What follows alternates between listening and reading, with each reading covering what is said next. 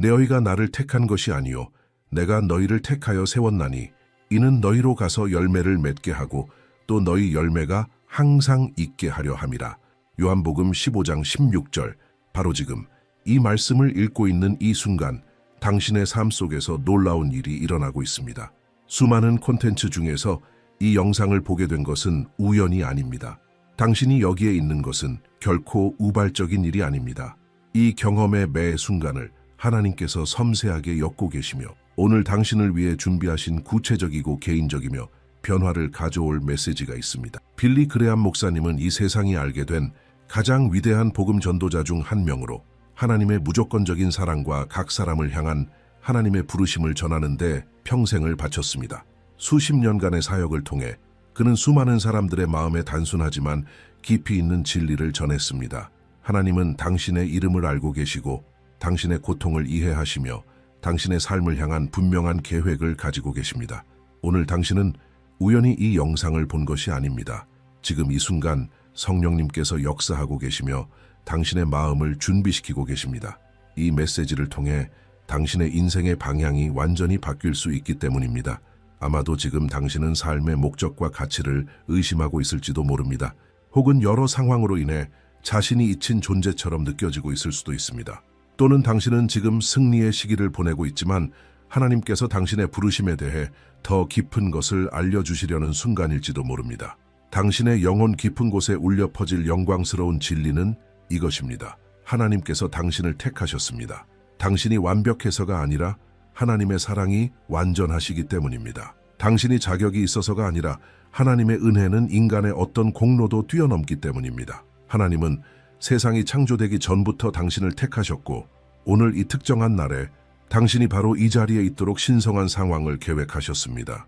성경의 전통 속에서 하나님은 누군가를 사명으로, 계시로, 새로운 시작으로 부르실 때 그 부르심에는 영원한 목적이 있었습니다. 하나님은 아브라함을 열국의 아버지로 택하셨고 모세를 백성의 해방자로 부르셨으며 다윗이라는 평범한 목동을 왕으로 세우셨고 겸손한 소녀 마리아를 통해 구세주를 이 땅에 보내셨습니다. 그리고 지금 하나님은 당신을 택하셨습니다. 소망을 다시 일으키고 힘을 새롭게 하며 당신의 길을 새롭게 하시기 위해 이 말씀을 보내고 계십니다. 이 영상은 단순한 종교 콘텐츠가 아닙니다. 이것은 하나님께서 정하신 만남입니다.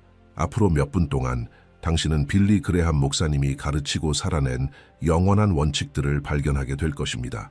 이 원칙들은 평범한 삶을 믿음의 놀라운 이야기로 변화시키는 능력을 가지고 있습니다.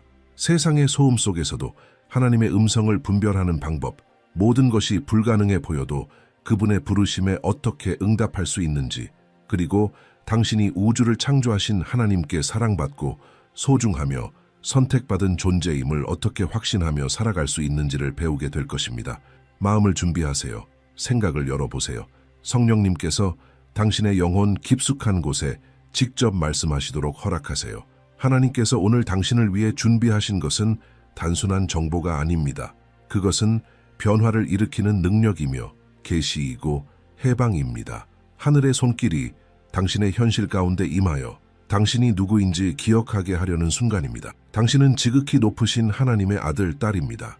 위대한 목적을 위해 선택받았고 풍성하고 영원한 삶으로 부르심을 받은 존재입니다. 그리고 하나님께서 이 채널을 통해 당신의 마음에 말씀하고 계시기 때문에 지금 바로 구독하시길 초대합니다.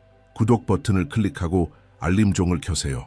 하나님께서는 이 공간을 계속 사용하셔서 당신의 믿음을 키우고 소망을 강하게 하며 아버지의 눈에 당신이 얼마나 특별한지를 확신시켜줄 메시지들을 날마다 보내실 것입니다. 이 방문이 잠깐 스쳐 지나가는 일이 되지 않도록 하세요. 매일 하늘의 양식을 함께 나누는 이 영적 가족의 일원이 되어주세요. 하나님의 말씀은 당신을 치유하고 변화시키는 생명의 말씀입니다. 앞으로 전해질 메시지들이 당신의 영혼이 광야를 지나 약속의 땅에 이르기 위해 꼭 필요로 하는 말씀이 될 수 있습니다. 원칙 1. 당신은 신성한 목적을 가지고 선택받았습니다.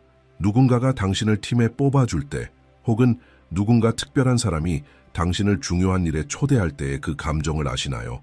성경은 그보다 훨씬 놀라운 사실을 우리에게 알려줍니다. 하나님께서 당신을 선택하셨다는 것입니다. 그것도 어제나 당신이 태어났을 때가 아닙니다. 하나님은 세상을 창조하시기 전부터 당신을 이미 선택하셨습니다.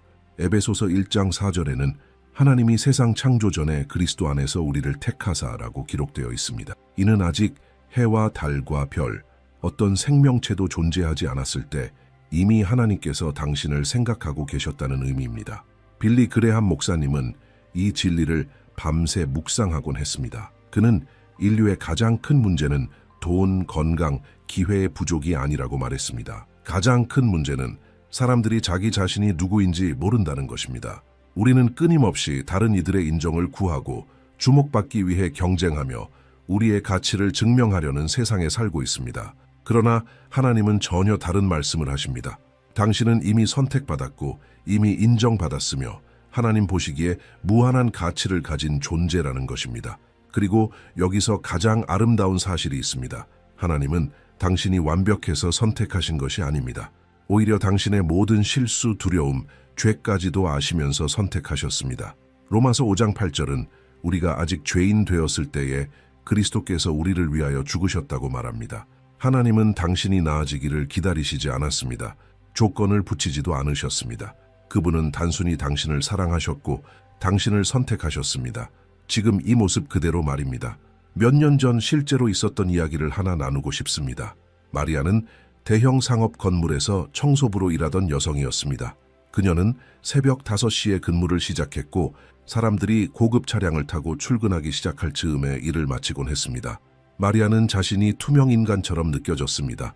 아무도 그녀의 이름을 몰랐고 눈을 마주쳐주는 사람도 없었습니다. 그녀는 단지 청소하는 여자일 뿐이었습니다. 그러던 어느 날 마리아는 바닥에 떨어진 전단지를 발견했습니다.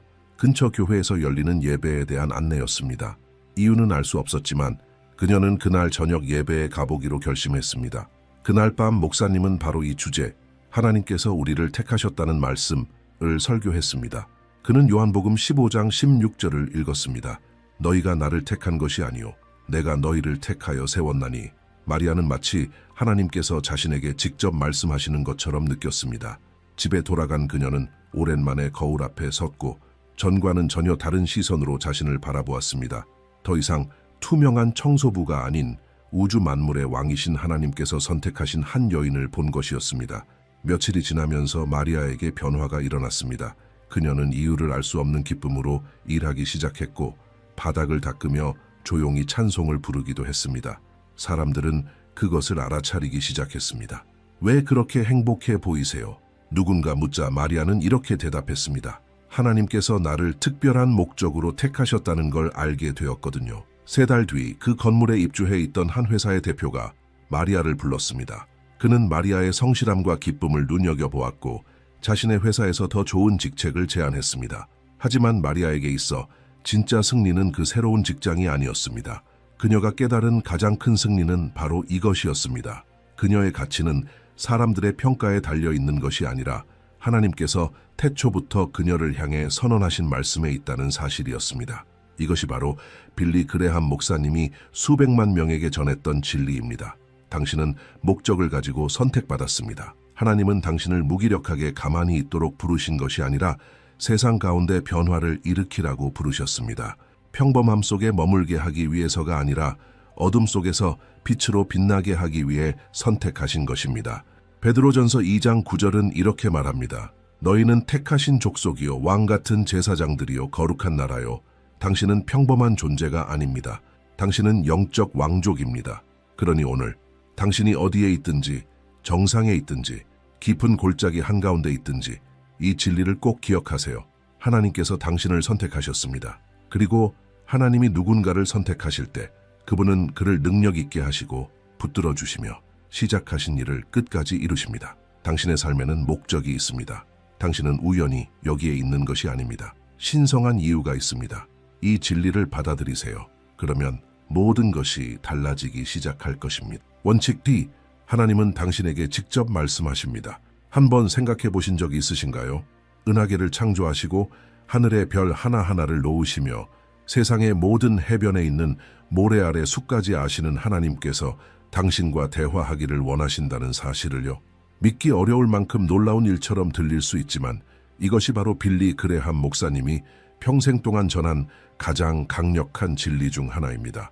하나님은 멀리 떨어져 계신 침묵하는 존재가 아니라 각 자녀와 개인적으로 소통하길 원하시는 아버지이십니다. 요한복음 10장 27절에서 예수님은 이렇게 말씀하십니다. 내 양은 내 음성을 들으며 나는 그들을 알며 그들은 나를 따르느니라. 주목해 보세요.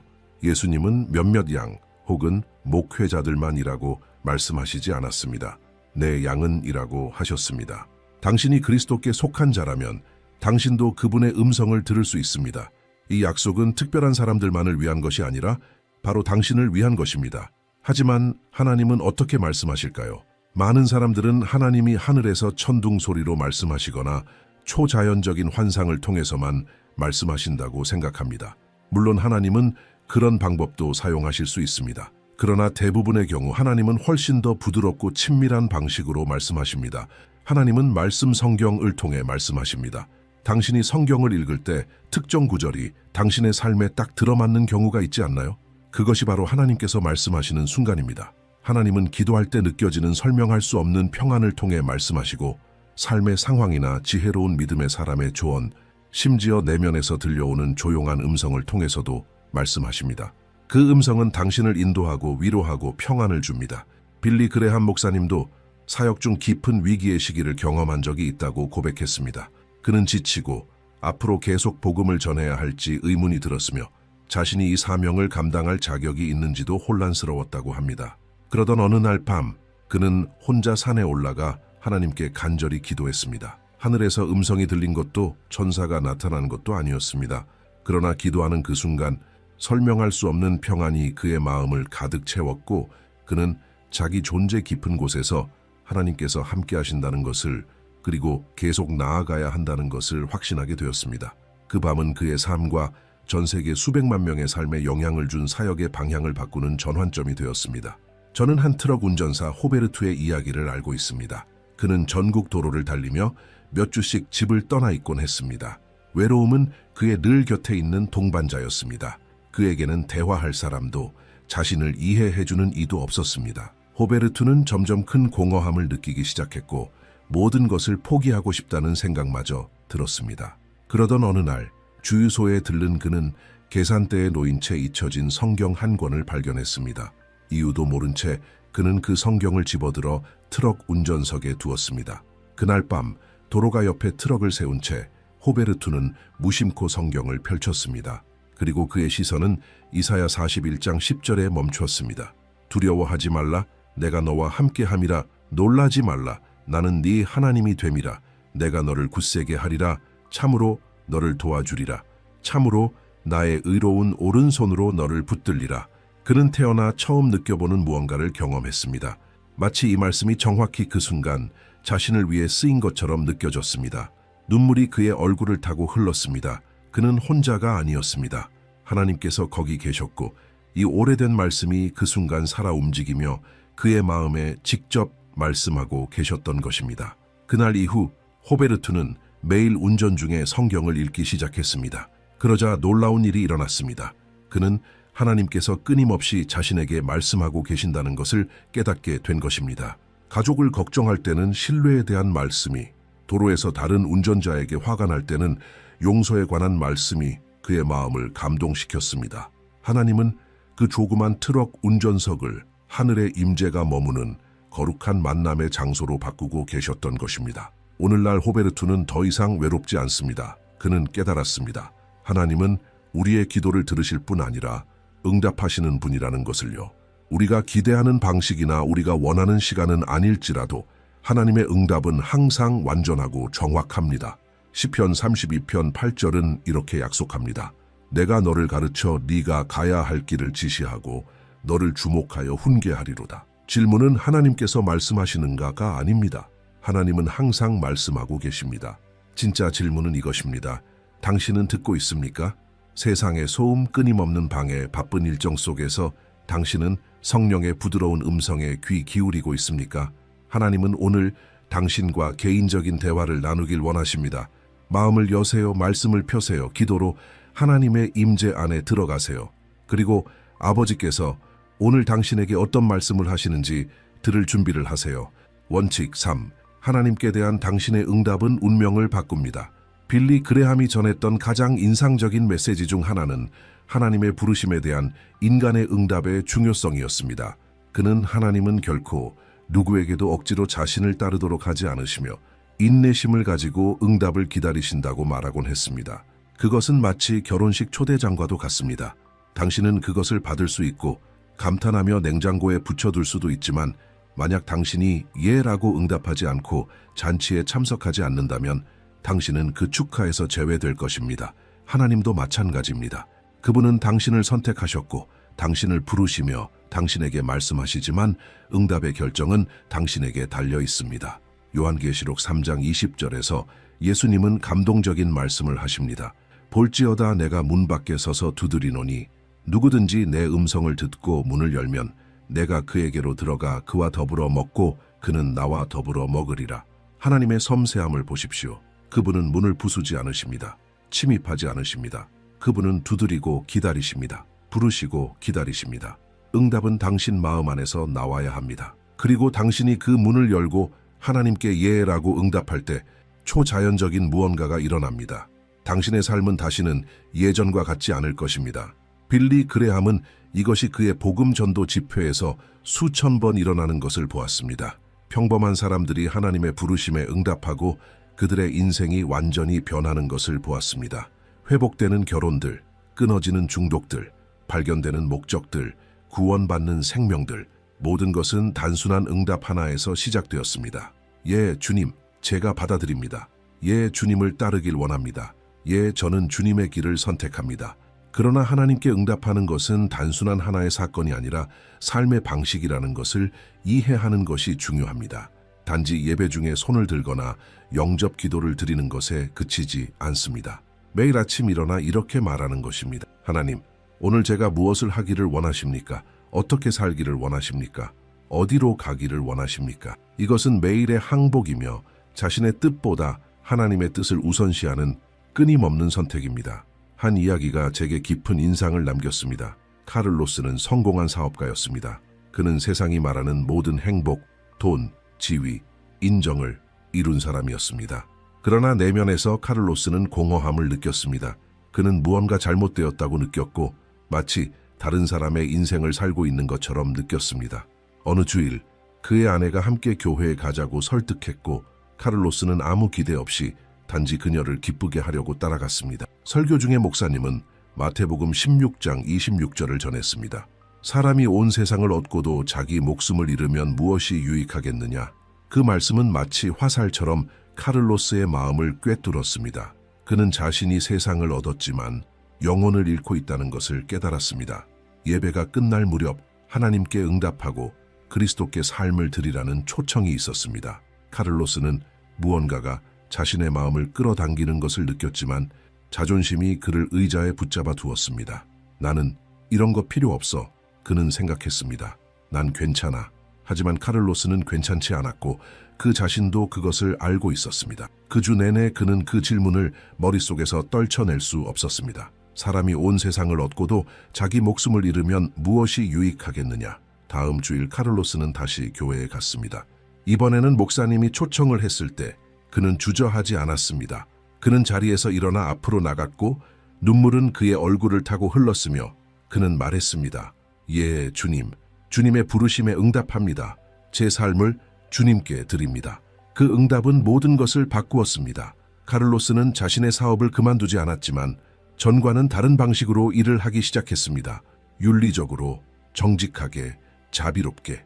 그는 자신의 자원을 사람들을 돕는데, 사회 프로젝트를 지원하는데, 하나님의 도구가 되는데 사용하기 시작했습니다. 그의 가정이 변화되었습니다.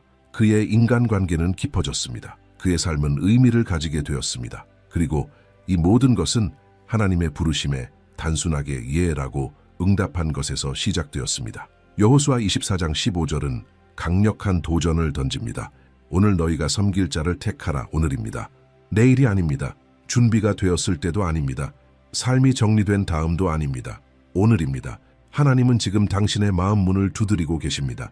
그분은 당신의 응답을 기다리고 계십니다. 당신은 무시할 수도 있고 미룰 수도 있고 들은 척 안 할 수도 있습니다. 아니면 카를로스처럼 수많은 사람들이 빌리 그레함의 집회에서 그랬던 것처럼 문을 열고 예 라고 말할 수도 있습니다.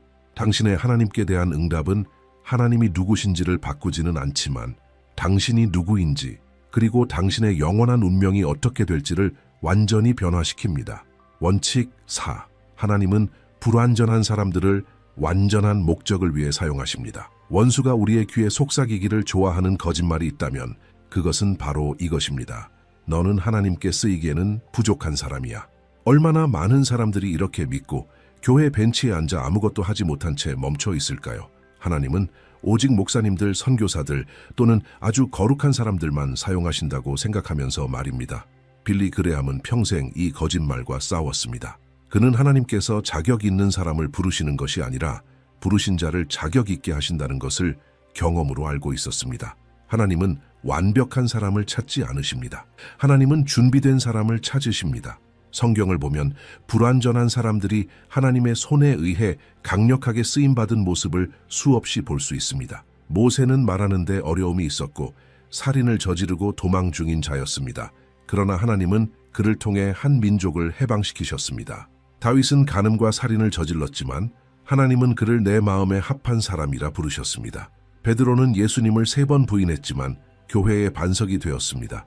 바울은 기독교인을 박해하고 죽이던 사람이었지만 복음의 가장 위대한 사도가 되었습니다. 이 목록은 계속됩니다. 그들 모두는 심각한 결함을 가지고 있었지만 하나님은 그 결함 너머를 보셨고 가능성을 보셨습니다.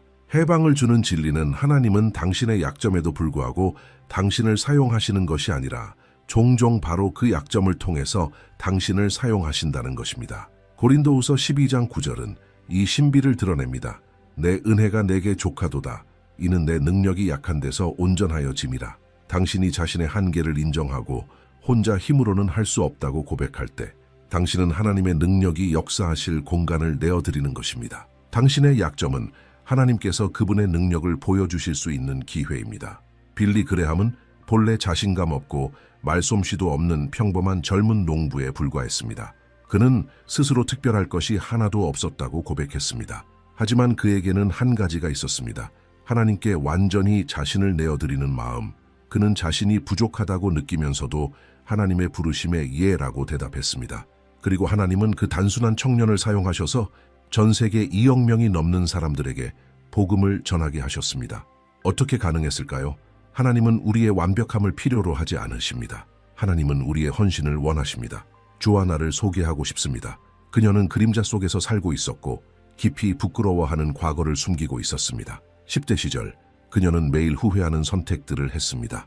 35세가 되었을 때 조아나는 이미 5년째 그리스도인이었지만 무거운 죄책감의 짐을 계속 짊어지고 있었습니다. 그녀는 예배에 참석했지만 어떤 사역에도 자원하지 않았습니다. 내가 어떻게 다른 사람들에게 하나님을 말할 수 있겠어? 그녀는 생각했습니다. 사람들이 내 과거를 안다면 날 판단할 거야. 하나님은 나 같은 사람을 쓰실 수 없어. 어느 날 교회의 여성사역 리더가 조안에게 다가와 수련회에서 자신의 간증을 나눠달라고 요청했습니다. 조아나는 두려움에 사로잡혔습니다. 제 간증이요? 제 얘기를요? 무슨 말씀인지 모르시네요. 제 과거는 끔찍해요. 여성분들이 절 경멸할 거예요. 그때 그 리더는 조아나의 손을 꼭 잡고 그녀의 인생을 바꾼 한마디를 전했습니다. 조아나, 하나님은 과거가 깨끗한 사람을 찾지 않으세요. 하나님은 마음이 하나님께 항복된 사람을 찾으세요. 당신의 과거야말로 다른 사람들의 마음을 감동시킬 수 있는 열쇠예요. 무서웠지만 순종하는 마음으로 조아나는 받아들였습니다. 수련회에서 그녀는 떨리는 목소리와 눈물로 자신의 이야기를 나누었습니다. 그녀는 자신의 실수들과 수치심에 대해 이야기했고 또한 자신을 완전히 변화시킨 하나님의 은혜에 대해 이야기했습니다. 이야기를 마쳤을 때 방 안은 조용했습니다. 조아나는 생각했습니다. 이제 다들 나를 판단했겠지. 그러나 그때 한 사람씩 여러 여성들이 일어나 울면서 말하기 시작했습니다. 나도 비슷한 과거가 있어요. 나만 그런 줄 알았어요. 용기 내줘서 고마워요. 당신 덕분에 희망을 얻었어요. 그날 조아나는 혁명적인 진리를 깨달았습니다. 하나님은 그녀가 완벽해지기를 기다리고 계셨던 것이 아니라 지금 이 모습 그대로 그녀를 사용하길 원하셨던 것입니다. 그녀의 상처들은 수치의 이유가 아니라 하나님의 자비를 증명하는 증표였습니다. 오늘날 조아나는 과거의 아픔을 지닌 여성들이 그리스도 안에서 회복을 찾을 수 있도록 돕는 사역을 이끌고 있습니다. 한 불완전한 여성이 완전하신 하나님께 예라고 말했기 때문에 수백 명의 삶이 변화되었습니다. 고린도전서 1장 27절은 이렇게 선언합니다. 그러나 하나님께서 세상의 미련한 것들을 택하사 지혜 있는 자들을 부끄럽게 하려 하시고 세상의 약한 것들을 택하사 강한 것들을 부끄럽게 하려 하시며 하나님은 가능성이 없어 보이는 자, 연약한 자, 상처 입은 자를 기꺼이 사용하십니다. 왜냐하면 하나님께서 그런 사람들을 사용하실 때 모든 영광이 하나님께 돌아가기 때문입니다. 그러니 완벽해진 후에 하나님을 섬기려는 생각을 이제 멈추세요. 모든 것을 해결한 다음에 쓰임받을 수 있다고 믿지 마세요. 하나님은 지금 당신의 불완전함 그대로의 당신을 사용하고 싶어 하십니다. 예 라고 말하세요. 자신을 내어드리세요. 그리고 하나님께서 당신을 통해 불가능한 일을 이루시는 것을 지켜보세요. 원치고 하나님의 타이밍은 항상 완벽합니다. 빌리 그레함이 배운 가장 어려운 교훈 중 하나이자 끊임없이 가르쳤던 진리는 하나님의 때에 관한 것이었습니다. 우리는 빠름과 즉각적인 결과를 요구하는 세대에 살고 있습니다. 음식을 주문하면 몇 분 안에 도착하고 메시지를 보내면 즉시 답을 기대합니다. 하지만 하나님은 전자레인지 같은 시간 안에서 일하시지 않습니다. 하나님은 영원의 시간 안에서 일하십니다. 그리고 우리에게 느껴지는 지연은 하나님의 관점에서는 준비의 시간입니다. 전도서 3장 11절은 우리에게 이렇게 가르칩니다. 하나님이 모든 것을 때를 따라 아름답게 하셨고 하나님은 결코 늦지 않으십니다. 하지만 성급하게도 일하지 않으십니다. 하나님은 우리의 시계에 묶여 계시지 않습니다. 그분은 우리 인생의 처음과 끝을 모두 보고 계시며 각 축복, 각 응답, 각 기적이 언제 일어나야 가장 좋은 결과를 낳을지 정확히 알고 계십니다. 성경의 이야기들을 보면 이 패턴이 반복되는 것을 볼 수 있습니다. 아브라함은 아들의 약속을 받기까지 25년을 기다렸습니다. 요셉은 노예 생활과 감옥살이를 거쳐 애굽의 총리가 되기까지 13년을 보냈습니다. 모세는 이스라엘을 해방시키기 전에 광야에서 40년을 지냈습니다. 다윗은 젊은 나이에 왕으로 기름 부음을 받았지만 실제로 왕위에 오르기까지는 수십 년이 걸렸습니다. 예수님조차 공적인 사역을 시작하시기까지 30년을 기다리셨습니다. 하나님의 아들조차 아버지의 완벽한 때를 기다리셨다면 우리가 다르게 되기를 기대할 수 있을까요? 기다림은 벌이 아닙니다. 기다림은 준비입니다. 당신이 기다리는 동안 하나님은 당신 안에서 일하고 계십니다. 당신의 성품을 다듬고 믿음을 강화시키고 필요 없는 것들을 제거하고 필수적인 것들을 더해가고 계십니다. 이사야 40장 31절은 이렇게 약속합니다. 오직 여호와를 앙망하는 자는 새 힘을 얻으리니 독수리가 날개치며 올라감 같을 것이요 달려가도 곤비하지 아니하고 걸어가도 피곤하지 아니하리로다. 하나님을 기다리는 것은 시간을 낭비하는 것이 아니라 힘을 얻는 것입니다. 다니엘과 하켈에 대해 이야기하고 싶습니다. 두 사람은 젊은 시절에 만나 사랑에 빠졌고 20살에 교제를 시작했습니다. 23세에 약혼했습니다. 모든 것이 완벽해 보였습니다. 하지만 문제가 생겼습니다. 다니엘이 다른 도시에 있는 대학을 마쳐야 했고 그들은 결혼을 미루기로 결정했습니다. 1년만 기다리면 돼. 그렇게 생각했습니다. 하지만 그 1년은 2년이 되었고 3년이 되었고 결국 5년이 되었습니다. 재정적 문제, 가족 문제, 예상치 못한 질병 등 모든 것이 결혼을 미루게 만들었습니다. 하켈은 마음이 무너졌습니다. 친구들이 결혼하고 아이를 낳는 모습을 보며 자신은 여전히 기다리는 처지에 있었습니다. 그녀는 하나님께 부르짖었습니다. 하나님 왜요? 왜 문을 열어주시지 않나요? 왜 이렇게 모든 게 힘든가요?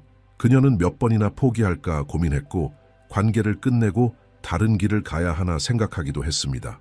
그러나 그녀 마음속 어딘가에서 성령님의 부드러운 음성이 계속 들려왔습니다. 기다려라, 믿어라, 나의 때는 완벽하다. 약혼한 지 8년 후 마침내 문이 열렸습니다. 다니엘은 훌륭한 직장을 얻었고 두 사람은 필요한 재정을 마련했고 결혼 날짜를 정했습니다. 결혼식 주간에 놀라운 일이 일어났습니다. 어릴 적 가족을 떠났던 하켈의 아버지, 무려 15년 넘게 연락이 없던 그가 연락을 해온 것입니다. 그는 그리스도께 돌아왔고 깊은 회복의 과정을 거치고 있었으며 용서를 구했습니다. 하켈은 그를 용서했고 그는 결혼식에 참석하여 그녀를 직접 손에 이끌고 단상까지 인도했습니다. 만약 결혼이 8년 전에 이루어졌다면 그 화해와 가정의 치유라는 순간은 절대 일어나지 않았을 것입니다. 라켈은 눈물로 감사하며 깨달았습니다. 하나님께서 결혼을 미루신 것은 벌 주기 위함이 아니라 훨씬 더 크신 일을 계획하시기 위함이었다는 것을요. 하나님의 시간은 단지 다니엘과의 결합을 위한 것이 아니라 그녀의 가정 회복까지도 포함된 완전한 계획이었습니다. 시편 27편 14절은 이제 새로운 의미로 다가왔습니다. 여호와를 기다릴지어다. 강하고 담대하며 여호와를 기다릴지어다. 어쩌면 지금 당신도 어떤 일을 오랫동안 기다리고 있을지 모릅니다. 치유, 일자리, 배우자, 회복, 하나님의 응답, 그리고 이제는 기다리는데 지치셨을 수도 있습니다. 제가 당신에게 꼭 전하고 싶은 말이 있습니다. 하나님은 당신을 잊지 않으셨습니다. 하나님은 여전히 모든 것을 주관하고 계십니다. 하박국 2장 3절은 이렇게 보증합니다. 이 묵시는 정한 때가 있나니 그 종말이 속히 이르겠고 결코 거짓되지 아니하리라. 비록 더딜지라도 기다리라. 지체되지 않고 반드시 응하리라. 하나님의 시간은 항상 완벽합니다. 한치도 빠르지 않고 한순간도 늦지 않습니다. 그분을 믿으세요. 계속 기다리세요. 계속 믿으세요. 하나님께서 약속하신 것은 반드시 이루어집니다. 그리고 그날이 오면 당신은 깨닫게 될 것입니다. 기다렸던 모든 날들이 헛되지 않았다는 것을. 이제 이 강력한 여정을 마무리하며 지금 잠시 멈춰 서서 하나님께서 오늘 당신의 마음에 하신 모든 말씀을 깊이 되새겨 보세요. 당신이 여기까지 온 것은 우연이 아닙니다. 수많은 사람들이 의미 없는 콘텐츠에 시간을 낭비하는 동안 당신은 이 시간을 하나님의 음성을 듣기 위해 드리기로 선택했습니다. 그리고 하나님은 말씀하셨습니다. 언제나 말씀하십니다. 그분의 음성에 귀 기울이는 마음이 준비된 자에게는 언제나. 빌리 그레함의 영원한 가르침을 통해 우리가 배운 내용을 요약해 봅시다. 첫째, 당신은 신성한 목적을 가지고 선택받은 존재라는 것을 알게 되었습니다. 하나님은 세상이 창조되기 전부터 당신을 선택하셨습니다. 우연이 아닙니다. 당신은 위대한 목적을 위해 지어진 하나님의 계획입니다. 둘째, 하나님은 당신과 개인적으로 대화하시는 분임을 깨달았습니다. 하나님은 멀리 계신 분도 침묵하시는 분도 아닙니다. 그분은 아버지이시며 성경, 성령, 그리고 상황을 통해 당신에게 말씀하십니다. 왜? 당신은 단지 세상의 소음 속에서 그분의 음성을 듣는 법을 배워야 할 뿐입니다. 셋째, 당신의 하나님에 대한 응답이 인생의 방향을 바꾼다는 것을 배웠습니다. 하나님은 결코 강요하지 않으십니다. 그분은 초대하시고 부르시고 기다리십니다. 하지만 문을 열고 예라고 말할 결정은 당신에게 달려 있습니다. 그리고 그 응답은 지금 이 땅에서의 삶은 물론 영원까지도 바꾸는 능력을 가지고 있습니다. 넷째, 당신은 하나님께서 불완전한 사람들을 완전한 목적을 위해 사용하신다는 것을 배웠습니다. 당신의 실패는 당신을 실격시키지 않습니다. 당신의 약함은 하나님께서 당신을 사용하시는 것을 막지 않습니다. 오히려 바로 그 한계를 통해 하나님의 능력이 더욱 강하게 나타납니다. 완벽해질 때까지 기다리지 마세요. 지금 자신을 내어드리세요. 그리고 다섯째, 당신은 하나님의 시간은 언제나 완벽하다는 것을 알게 되었습니다. 기다림은 하늘의 지연이 아니라 천국의 준비 과정입니다. 하나님은 당신 인생의 무대 뒤에서 일하고 계십니다. 모든 세부 사항을 조직하고 계시며 모든 일이 정확한 순간에 일어나도록 계획하고 계십니다. 그분의 목적은 항상 최고의 결과를 이루는 것입니다. 이 5가지 원칙은 단순한 신학적 이론이 아닙니다. 오늘부터 당신의 삶을 혁신할 수 있는 실질적인 진리들입니다. 그러나 여기 중요한 비밀이 있습니다. 적용되지 않는 지식은 아무 소용이 없습니다. 이제는 단순한 청취자의 자리를 떠나 실천하는 자가 되어야 합니다. 야고보서 1장 22절은 이렇게 경고합니다. 너희는 말씀을 행하는 자가 되고 듣기만 하여 자신을 속이는 자가 되지 말라. 그래서 이번 주 제가 당신에게 드리는 도전은 이것입니다. 이 5가지 원칙 중 하나를 선택하여 의도적으로 실천해 보세요. 어쩌면 당신은 하나님의 음성을 듣는 훈련이 필요할 수도 있습니다. 그렇다면 매일 시간을 정해 성경을 읽고 기도하세요. 어쩌면 당신은 오랫동안 미뤄왔던 하나님의 부르심에 응답해야 할 수도 있습니다. 또는 스스로 부족하다고 느껴지지만 그럼에도 불구하고 섬기기 위해 자신을 내어드려야 할지도 모릅니다. 아니면 단지 하나님의 때를 신뢰하고 조급함을 내려놓는 것이 지금 필요한 순종일 수도 있습니다. 한 가지 원칙을 선택하세요. 이번 주 실천하세요. 그러면 하나님께서 당신 삶에 놀라운 일을 행하시는 것을 보게 될 것입니다. 왜냐하면 당신이 하나님의 말씀대로 살아가기 시작할 때 하나님의 능력이 현실을 바꾸는 일을 시작하시기 때문입니다. 승리하는 그리스도인의 삶은 많이 아는 데 있지 않습니다. 아는 것을 살아내는 데 있습니다. 그리고 당신은 오늘 시작할 만큼 충분히 알고 있습니다. 내가 세상 끝날까지 너희와 항상 함께 있으리라. 마태복음 28장 20절. 이것이 당신 여정의 모든 걸음을 지탱하는 약속입니다. 당신은 혼자가 아닙니다. 한 번도 혼자였던 적이 없습니다. 그리고 앞으로도 혼자가 되지 않을 것입니다. 하나님은 지금 이 순간 당신이 이 글을 읽는 이 자리에 함께하고 계십니다. 지금까지 당신이 겪은 모든 싸움 속에도 함께하셨고 앞으로 마주할 모든 도전에도 함께하실 것입니다. 그분은 세상이 창조되기 전부터 당신을 선택하셨고 당신의 DNA를 신성한 목적을 담아 지으셨습니다. 그분은 살아있는 말씀과 당신 안에 거하시는 성령을 통해 또 그분이 조직하신 삶의 상황들을 통해 당신에게 말씀하십니다. 그분은 당신의 자유의지를 존중하시며 인내심 있게 당신의 응답을 기다리십니다. 하지만 그분의 마음은 당신이 예라고 완전히 응답하는 그 순간을 간절히 기다리고 계십니다. 그분은 당신의 모든 불완전함에도 불구하고 당신을 사용하시며 당신의 약함을 하나님의 영광을 드러내는 무대로 바꾸십니다. 그리고 그분은 모든 일의 시간을 완벽하게 주관하시는 분이시며 각 약속이 이루어져야 할 순간을 정확히 아시고 당신 삶에 가장 강력한 열매를 맺도록 인도하십니다. 마음을 다해 주님을 신뢰하라. 네 자신의 명철을 의지하지 말라. 내 모든 길에서 주님을 인정하라. 그리하면 그분이 내 길을 곧게 하시리라. 이것이 잠언 3장 5, 6절의 약속입니다. 당신의 삶은 영원한 목적을 가지고 있습니다. 지금 눈에 보이는 것 이상으로 하나님은 당신을 크고 놀라운 부르심으로 초대하셨습니다. 그러니 일어나세요. 하나님의 사랑받는 아들이여. 일어나세요. 지극히 높으신 분의 귀한 딸이여. 그리고 확신하세요. 흔들리지 않는 믿음으로 천지의 창조주이신 전능하신 하나님께서 항상 당신과 함께 하신다는 것을 이제 특별한 부탁을 드리고 싶습니다. 하나님께서 오늘 당신의 마음에 말씀하신 것을 한 단어로 댓글에 남겨주세요. 선택됨, 변화됨, 소망, 목적 등 어떤 단어든 괜찮습니다. 그 한 단어가 누군가가 오늘 포기하지 않도록 붙드는 생명의 메시지가 될 수 있습니다. 우리 함께 믿음의 고리를 만들어 갑시다. 당신의 고백은 살아있는 간증입니다. 그리고 아직 이 채널에 구독하지 않으셨다면 지금이 이 영적 가족에 함께 하실 수 있는 순간입니다. 구독 버튼을 누르고 알림 종을 켜세요. 매일 하나님께서 준비하신 강력한 메시지들이 당신의 믿음을 더욱 강하게 하고 당신의 부르심을 확인시키며 당신의 영혼을 풍성하게 채워줄 것입니다. 이 방문이 단지 한 번으로 끝나지 않도록 하세요. 믿음의 공동체의 일부가 되어 함께 걸어갑시다. 그리고 아직 나가지 마세요. 지금 화면에 하나님께서 당신을 위해 준비하신 다음 영상이 나타나고 있습니다. 이 다음 영상은 당신의 영적 여정을 더 깊이 있게 인도할 것이며 당신의 믿음을 새로운 차원으로 끌어올릴 진리를 드러낼 것입니다. 지금 클릭하시고 이 변화를 일으키는 여정을 계속 이어가세요. 하나님은 아직도 당신에게 하실 말씀이 많습니다. 다음 영상에서 다시 만나요. 주의 평강이 당신의 삶에 항상 함께 하시기를 바랍니다. 기적을 믿을 때 하나님께서 문을 열어주십니다. 빌리 그레이엄 우리의 신앙 여정 속에서 닫힌 문들을 마주하는 일이 얼마나 자주 있습니까? 결혼에서, 건강에서, 재정에서, 사역에서 넘을 수 없을 것 같은 문들입니다. 우리는 그 문들을 바라보며 불가능의 무게를 느끼고 더 이상 길이 없다고 하나님께서 침묵하신 것 같다고 느낍니다. 하지만 바로 이런 순간에 기적을 믿는 믿음이 강력한 열쇠가 됩니다. 왜냐하면 우리 하나님은 불가능을 간증으로 바꾸시는 전문가시기 때문입니다.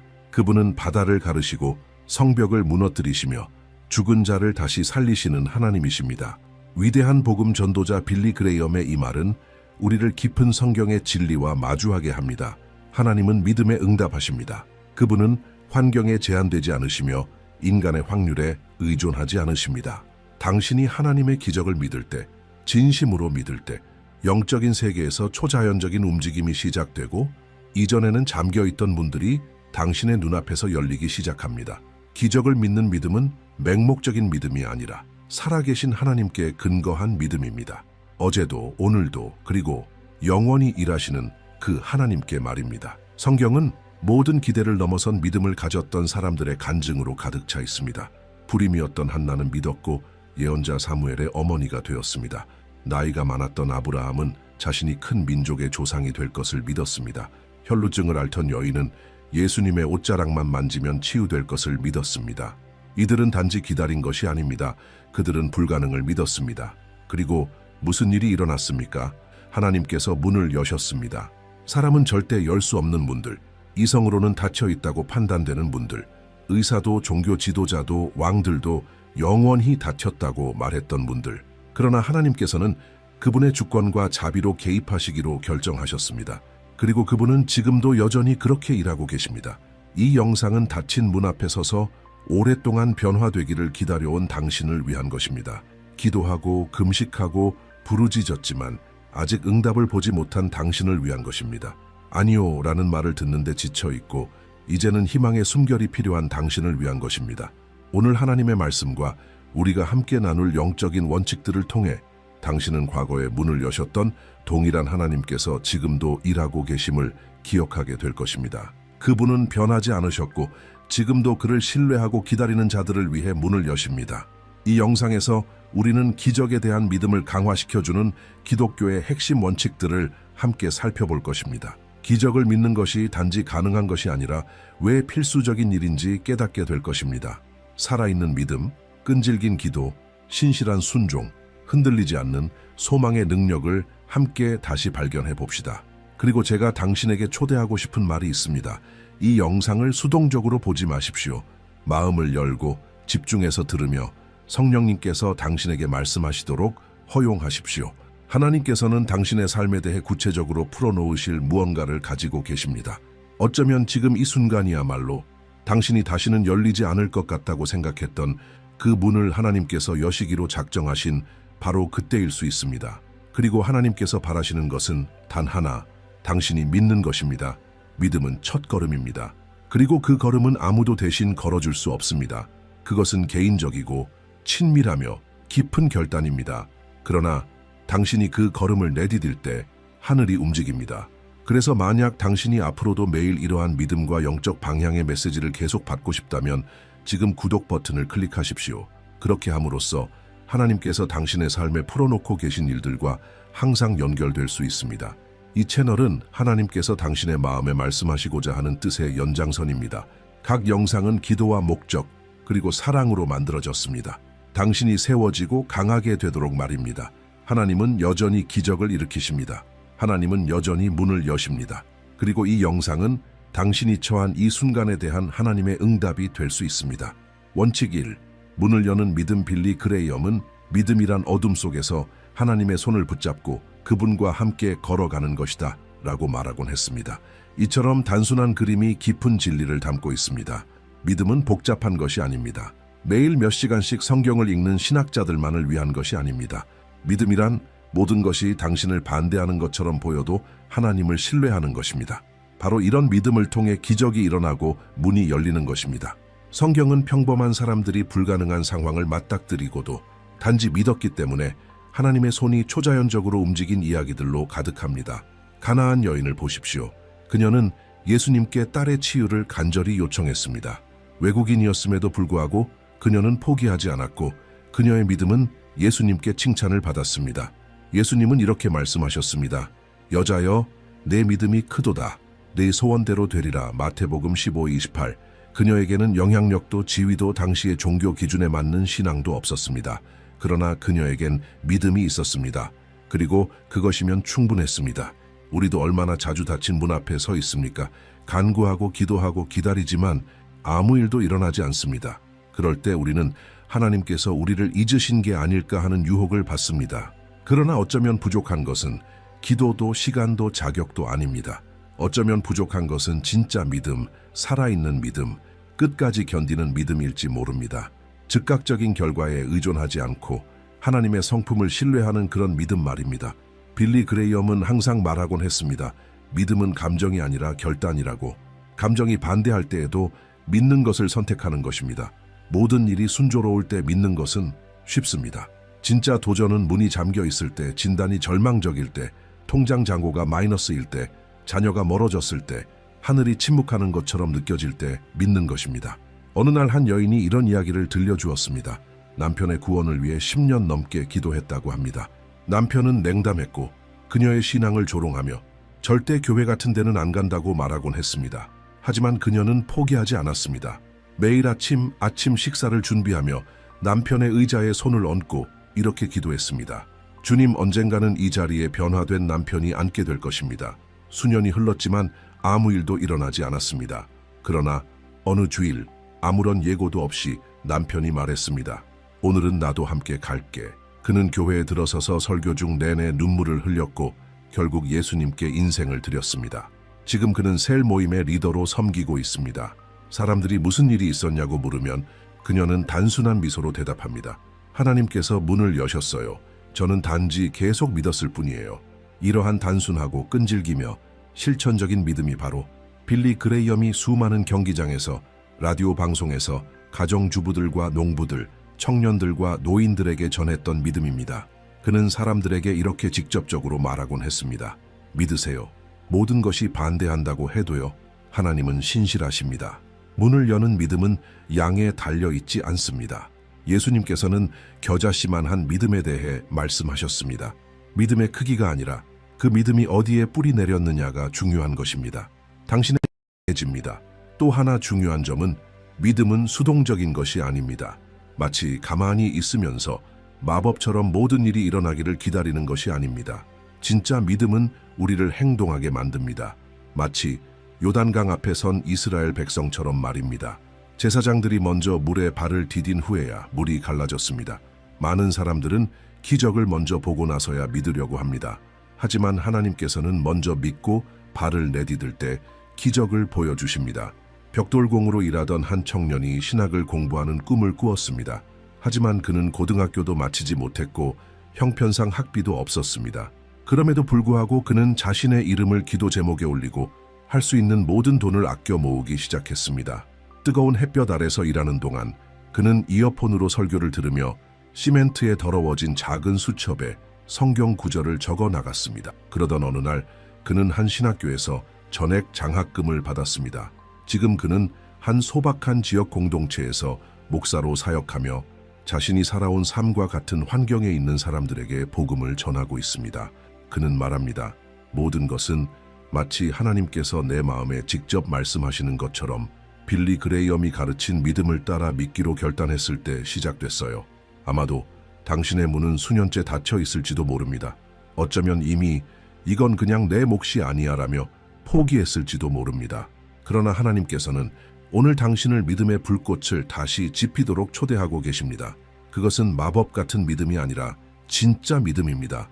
하나님의 말씀을 신뢰하고 고통 가운데서도 인내하며 하나님께서 그분의 때에 불가능을 가능케 하신다고 믿는 그런 믿음입니다.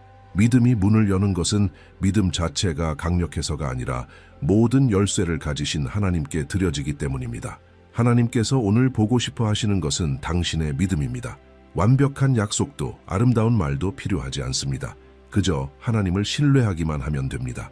떨리는 마음으로라도 눈물 흘리며라도 말없이 침묵 속에서도 괜찮습니다. 믿으십시오.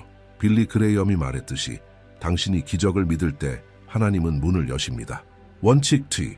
하늘을 움직이는 기도. 빌리 그레이엄은 이렇게 말한 적이 있습니다.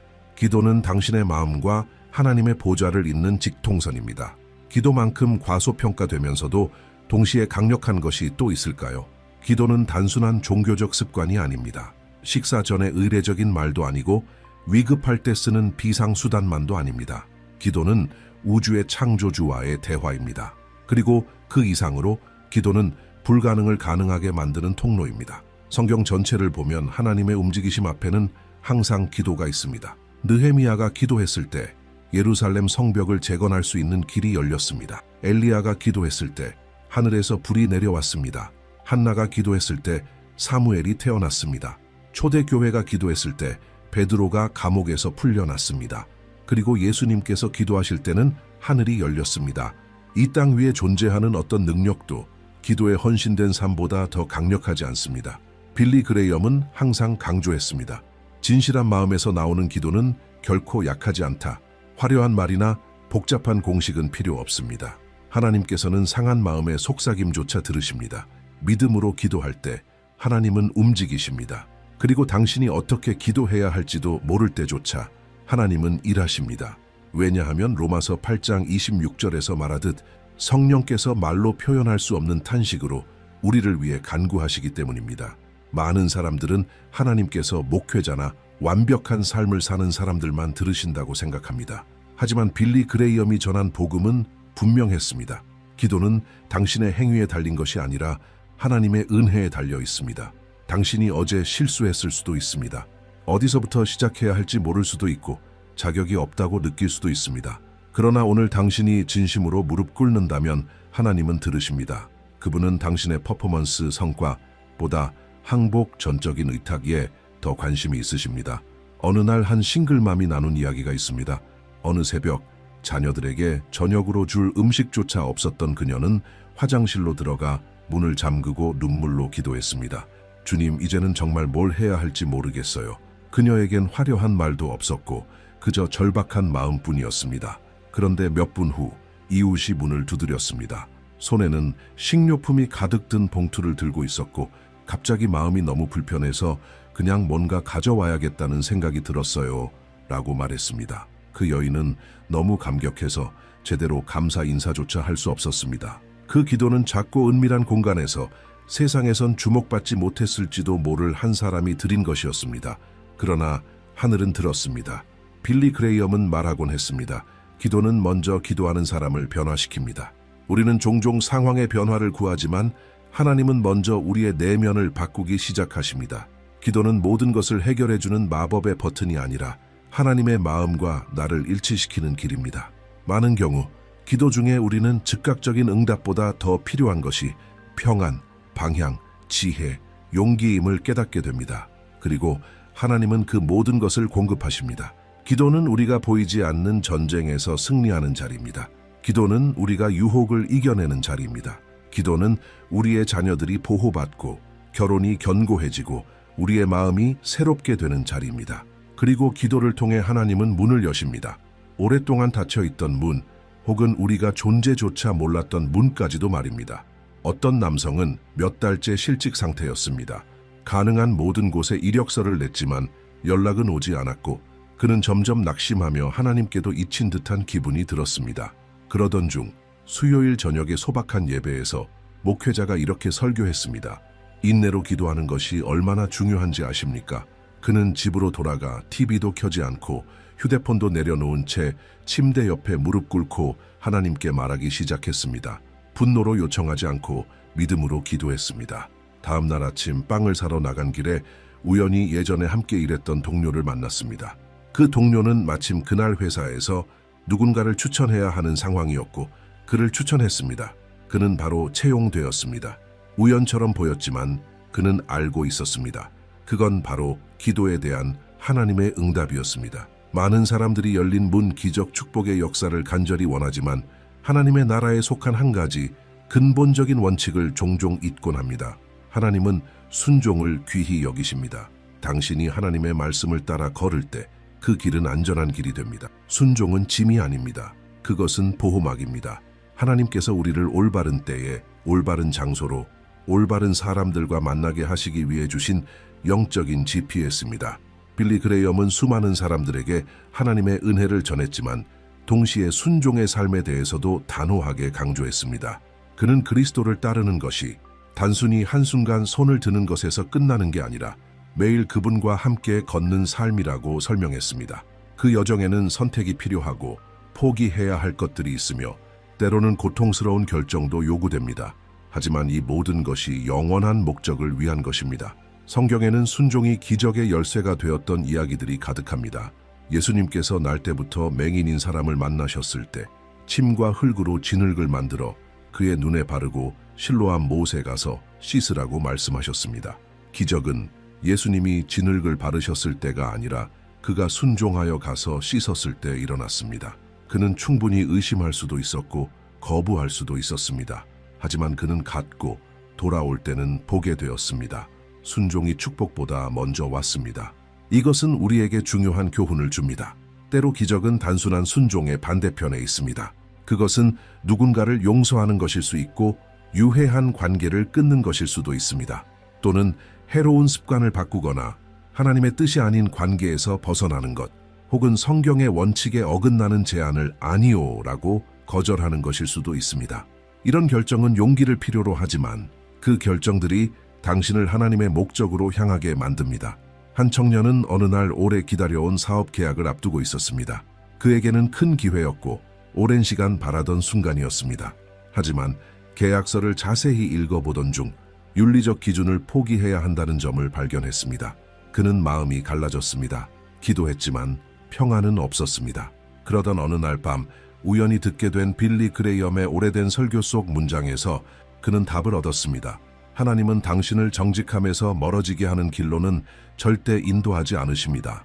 그 순간 그는 깨달았습니다. 두려움이 있었지만 그는 순종하기로 결정했습니다. 결국 계약을 거절했습니다. 몇 주 후 그 회사는 대형 스캔들에 연루되어 공개적으로 문제가 드러났습니다. 그는 단지 자신의 정직함을 지킨 것에 그치지 않고 이후 더 나은 제안을 받게 되었습니다. 그는 그 일을 통해 배웠습니다. 하나님께 순종하는 것은 손해가 아니라 보호하심입니다. 순종은 또한 영적 성숙의 표시입니다. 아이들은 벌이 두려워서 순종합니다. 그러나 성숙한 자녀는 사랑으로 순종합니다. 우리가 하나님께 감사함으로 경외함으로 하나님의 성품에 대한 신뢰로 순종할 때 우리는 하나님과의 관계에서 더 깊은 차원에 이르게 됩니다. 두려워서가 아니라 하나님이 가장 선한 길을 아신다는 믿음으로 순종하는 것입니다. 많은 사람들이 하나님의 음성을 듣고 싶어 합니다. 그러나 하나님께서 마지막으로 주신 명령은 무시한 채 말입니다. 하나님은 순종할 준비가 된 사람에게 말씀하십니다. 그래서 당신이 하나님의 인도하심, 명확한 방향, 응답을 원한다면 하나님께서 마지막으로 말씀하셨던 그 지점으로 돌아가십시오. 그리고 순종하십시오. 때로는 당신 인생의 다음 단계로 나아가는 열쇠가 당신이 계속 미뤄왔던 작은 순종 하나에 담겨 있을 수 있습니다. 빌리 그레이엄은 이렇게 말하곤 했습니다. 순종은 재능으로도 열 수 없는 문을 엽니다. 우리는 종종 노력, 인간관계, 전략을 통해 기회를 찾습니다. 이 모든 것들은 나름대로 의미가 있습니다. 하지만 어떤 문은 오직 순종하는 마음으로만 열립니다. 하나님은 겉모습이 아니라 중심을 보시기 때문입니다. 그분은 동기를 살피시며 이렇게 말하는 사람을 기뻐하십니다. 주님, 제가 다 이해하지는 못하지만 주님을 신뢰합니다. 감동적인 한 예가 있습니다. 한 연로한 여성이 있었는데 거동이 불편함에도 불구하고 어린이 병원에 가서 아이들을 위해 기도하라는 하나님의 감동을 느꼈습니다. 무엇을 어떻게 해야 할지 몰랐지만 그녀는 성경 이야기 책 하나와 작은 성경책 하나를 준비해 병원을 방문하기 시작했습니다. 병원 측은 이를 허락했고 그녀는 일주일에 한 번씩 찾아가기 시작했습니다. 그러던 어느 날 극단적인 선택을 시도한 소녀를 만나게 되었습니다. 그녀는 조용히 소녀 옆에 앉아 손을 잡고 이렇게 말했습니다. 하나님은 아직 너를 향한 계획이 있으셔. 그 단순한 방문은 그 소녀의 인생의 전환점이 되었습니다. 그녀는 도움을 요청했고 회복되었으며 수년 후에는 선교사가 되었습니다. 이 모든 것은 한 사람이 작아 보이는 하나님의 감동에 예라고 대답한 순간부터 시작되었습니다. 순종은 항상 쉬운 길은 아닙니다. 대개 세상의 흐름을 거슬러야 합니다. 그러나 순종은 그 무엇보다 하나님과 우리를 가까이 하게 만듭니다. 예수님께서는 말씀하셨습니다. 너희가 나를 사랑하면 내 계명을 지키리라. 요한복음 14:15. 이것은 율법주의가 아니라 관계에 대한 말씀입니다. 당신이 누군가를 사랑한다면 그 사람을 기쁘게 하고 싶어집니다. 그리고 사랑으로 순종할 때 하늘은 당신을 위해 움직입니다. 어쩌면 지금 당신은 어떤 문이 열리기를 간절히 기도하고 있을지 모릅니다. 그러나 하나님은 당신이 먼저 순종의 한 걸음을 내딛기를 기다리고 계십니다. 그 길이 지금은 어려워 보이고 이해되지 않을 수 있지만 믿으십시오. 순종의 길은 결국 축복으로 이어집니다. 우리가 자격이 있어서가 아니라 하나님께서는 자신의 뜻대로 행하는 자들에게 보상하시는 분이기 때문입니다. 빌리 그레이엄은 이렇게도 전했습니다. 그리스도인이 줄 수 있는 가장 강력한 간증은 멋진 설교가 아니라 삶 자체입니다. 누가 보지 않아도 하나님께 순종하는 삶, 그것이 진짜 간증입니다. 그것이 바로 우리의 삶에도 있어야 할 결단입니다. 순종은 우리의 길을 하나님의 길에 일치시키는 열쇠입니다. 그리고 그 두 길이 만날 때 문들은 자연스럽게 열리게 됩니다.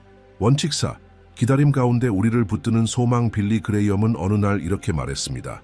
소망이란 문제가 없는 척하는 것이 아니라 모든 것이 통제 불능처럼 보일 때에도 하나님께서 일하고 계심을 신뢰하는 것이다. 이 말은 기독교 신앙에서 가장 간과되지만 동시에 가장 강력한 원칙 중 하나인 소망을 정확히 요약합니다. 소망은 막연한 감정도 순간적인 낙관주의도 아닙니다. 하나님의 나라에서 소망은 확신입니다. 미래를 향한 믿음이며 히브리서 6장 19절에서 말하듯 우리 영혼에 닫힙니다. 우리는 종종 기도하고 믿고 순종한 다음 기다립니다. 그리고 바로 이 기다림의 시간에 우리의 소망은 시험받습니다. 지연은 의심을 낳고 하나님의 침묵은 버림받은 것처럼 느껴질 수 있습니다. 하지만 살아있는 소망을 가진 자에게 기다림은 낭비가 아니라 준비의 시간입니다. 소망은 모든 것이 포기하라고 말할 때에도 우리를 붙들어주는 힘입니다. 빌리 그레이엄은 항상 전했습니다. 기독교인의 소망은 상황이 아니라 하나님의 변함없는 성품 위에 세워져 있다. 모든 것이 나빠 보여도 하나님은 여전히 선하시고 하나님이 멀게 느껴질 때에도 그분은 여전히 함께 하시며 우리가 이해하지 못할 때에도 그분은 여전히 신실하십니다. 이 확신이 모든 것을 바꿉니다. 성경 속 요셉의 이야기를 생각해 보십시오. 젊은 나이에 하나님으로부터 위대한 꿈을 받았지만 그는 거절당하고 억울함을 당하고 감옥에 갇히며 수년간의 기다림을 겪었습니다. 그를 버티게 한 힘은 무엇이었을까요? 소망이었습니다. 그는 감옥 안에서도 하나님이 자신과 함께 하심을 믿는 확신을 잃지 않았고 사람들에게 잊혀졌어도 하나님께 잊히지 않았다는 사실을 알고 있었습니다. 그리고 하나님의 정확한 때에 하나님은 문을 여셨습니다. 그것도 이집트 총리라는 문이었습니다. 하나님의 약속은 지연되었을 뿐 실패하지 않았습니다. 기다림은 쉽지 않습니다. 오늘날 우리는 모든 것을 즉각적으로 받는데 익숙해져 있습니다. 메시지, 배달, 응답, 성공까지도 말입니다. 하지만 하나님은 급하게 일하시지 않습니다. 목적에 따라 일하십니다. 그리고 때로 기다림의 시간은 하나님께서 우리의 성품을 연단하시고 신뢰하는 법을 가르치시며 믿음을 강하게 하시는 과정입니다. 소망은 기적이 멀어져만 가는 것처럼 보여도 계속 믿게 하는 힘입니다. 한 여성 레베카라는 자매가 있었습니다. 어릴 때부터 신앙생활을 했고 경건한 남성과 결혼하는 것이 그녀의 기도 제목이었습니다. 20살에 기도하며 기다렸고 25살이 되어도 여전히 기다렸으며 30살이 되었을 때는 사람들로부터 하나님께서 다른 계획이 있으신가 봐요라는 말을 듣기 시작했습니다. 하지만 그녀는 이렇게 말했습니다. 내 소망은 주님 안에 있습니다. 기다리는 동안 그녀는 삶을 멈추지 않았습니다. 교회를 섬기고 노모를 돌보며 사회 봉사에 참여했습니다. 그리고 믿음을 절대 포기하지 않았습니다. 37살이 되던 해 한 선교 행사에서 과부였으며 두 아이의 아버지이고 같은 신앙 가치를 가진 동반자를 찾고 있던 한 남성을 만났습니다. 두 사람은 결혼했고 오늘날 레베카는 반짝이는 눈으로 이렇게 고백합니다. 내가 소망으로 기다린 것을 하나님은 기쁨으로 응답하셨습니다. 하나님은 늦지 않으셨습니다. 모든 것을 정확한 때에 준비하고 계셨던 것입니다. 참된 소망은 헛된 기대를 만들지 않습니다. 그것은 하나님의 말씀으로부터 힘을 얻습니다. 시편을 읽고 그리스도의 약속을 묵상하고 예수님께서 죽음을 이기시고 영원히 다스리신다는 진리를 기억할 때 우리의 소망은 새로워집니다. 그때 소망은 더 이상 그랬으면 좋겠다가 아니라 반드시 이루어질 것이다가 됩니다. 날짜는 몰라도 반드시 올 것을 압니다. 왜냐하면 하나님이 약속하셨기 때문입니다. 그리고 하나님은 결코 실패하지 않으시는 분이시기 때문입니다. 빌리 그레이엄은 이렇게 말했습니다. 가장 소망에 찬 그리스도인은 소망의 하나님을 아는 사람이다. 우리는 운이나 우연에 기대는 것이 아닙니다. 우리는 모든 것을 아시고 모든 것을 보시며 이미 우리의 미래에 계신 하나님 위에 서 있습니다. 그분은 이미 우리가 가게 될 길을 준비하셨습니다. 이 사실이 우리에게 참된 평안을 줍니다. 그런데 소망의 가장 아름다운 점은 이것입니다. 우리를 기다리는 동안 변화시킨다는 것. 소망은 단지 우리가 무엇을 받을 것인지에 관한 것이 아니라 우리가 어떤 사람이 되어가는지에 관한 것입니다. 많은 경우 하나님께서 우리에게 행하시고자 하는 일보다 우리를 통해 이루시고자 하는 변화가 더 중요합니다. 그리고 소망은 그런 변화를 가능하게 합니다. 우리의 시야를 지금 이 순간을 넘어 더 멀리 바라보게 합니다. 기적이 오기 전까지도 목적을 품고 살도록 가르쳐줍니다. 한 어르신의 이야기가 있습니다. 그는 사랑하는 아내를 너무 일찍 떠나보냈습니다. 그녀를 자신의 매일의 기적이라 부르며 살아왔기에 그녀의 죽음은 그의 삶을 깊이 흔들어 놓았습니다. 그는 수개월 동안 거의 말을 하지 않았고 삶의 의미를 잃은 듯 침묵 속에 지냈습니다. 그러던 어느 날 그는 공원 벤치에 앉아 장애를 가진 아이와 함께 있는 엄마를 보았습니다. 무언가 이끌림을 느껴 말을 걸었고 그 대화를 계기로 지역 어린이 병원을 매주 찾아가 아이들에게 이야기를 들려주기 시작했습니다. 처음에는 단순히 외로움을 달래기 위한 행동이었지만 곧 그것이 하나님의 부르심임을 알게 되었습니다. 20년이 흘렀습니다. 그는 지역 사회에서 수백 명의 아이들이 따르는 할아버지가 되었고 지역 방송국과의 인터뷰에서 기자가 말했습니다. 선생님은 정말 삶을 다시 세우셨군요. 그는 이렇게 대답했습니다. 내 삶을 다시 세운 것은 하나님께서 내 안에 넣어주신 소망이었습니다. 소망은 전염됩니다. 당신 안에 소망이 있으면 주변 사람들도 다시 일어설 힘을 얻게 됩니다. 소망으로 가득한 그리스도인은 어둠 속에 있는 이들에게 등불이 됩니다. 그는 모든 답을 가지고 있지 않아도 괜찮습니다. 그저 믿음을 잃지 않고 계속 믿는 것, 그 자체가 이미 충분한 빛입니다. 오늘 당신이 아직 이루어지지 않은 어떤 일을 기다리고 있다면 기적이든 응답이든 변화든 포기하지 마십시오. 소망으로 기다리십시오.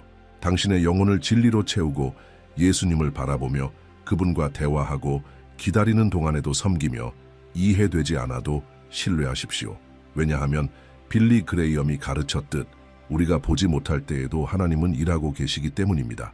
그리고 소망을 하나님 안에 굳게 두는 자에게 정확한 시간에 문은 열릴 것입니다. 원칙 5. 하나님의 주권 안에서 안식하는 신뢰. 빌리 그레이엄은 자주 말했습니다. 걱정은 내일의 문제를 해결하지 못하지만 오늘의 힘은 빼앗아갑니다. 이 말은 우리 모두가 직면하는 문제를 정확히 찌릅니다. 잘못될지도 모른다는 두려움, 마음의 불안함, 모든 것을 스스로 통제하려는 시도. 하지만 기독교 신앙은 우리에게 이렇게 가르칩니다. 진정한 평안은 모든 것이 내 손 안에 있을 때 오는 것이 아니라 모든 것을 하나님의 손에 맡길 때 오는 것이다. 신뢰한다는 것은 쉬는 것입니다. 그러나 하나님 안에서 쉬는 것은 게으름이 아니라 평온함입니다. 내가 할 수 있는 일은 충실히 하되 내 힘으로는 어찌할 수 없는 영역은 하나님께 맡기는 것. 우주를 붙드시는 하나님께서 나의 삶도 붙드시고 계심을 믿는 것. 하나님은 결코 통제에서 벗어나시지 않으며 지체하지 않으시고 실수하지 않으십니다. 상황이 복잡하게 보여도 하나님은 모든 것을 합력하여 선을 이루시는 중입니다. 신뢰는 전투가 없는 삶이 아니라 전투 가운데서도 하나님이 다스리신다는 내면의 확신입니다. 신뢰하는 사람은 모든 답을 알 필요가 없습니다. 그는 단지 이렇게 고백합니다. 나는 모든 것을 아시는 아버지의 인도 아래에 있다.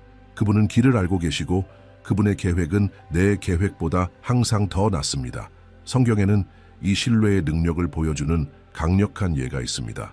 홍해 앞에 선 모세와 이스라엘 백성, 뒤에는 애굽 군대, 앞에는 가로막힌 바다, 논리적으로는 아무런 탈출구가 없었습니다.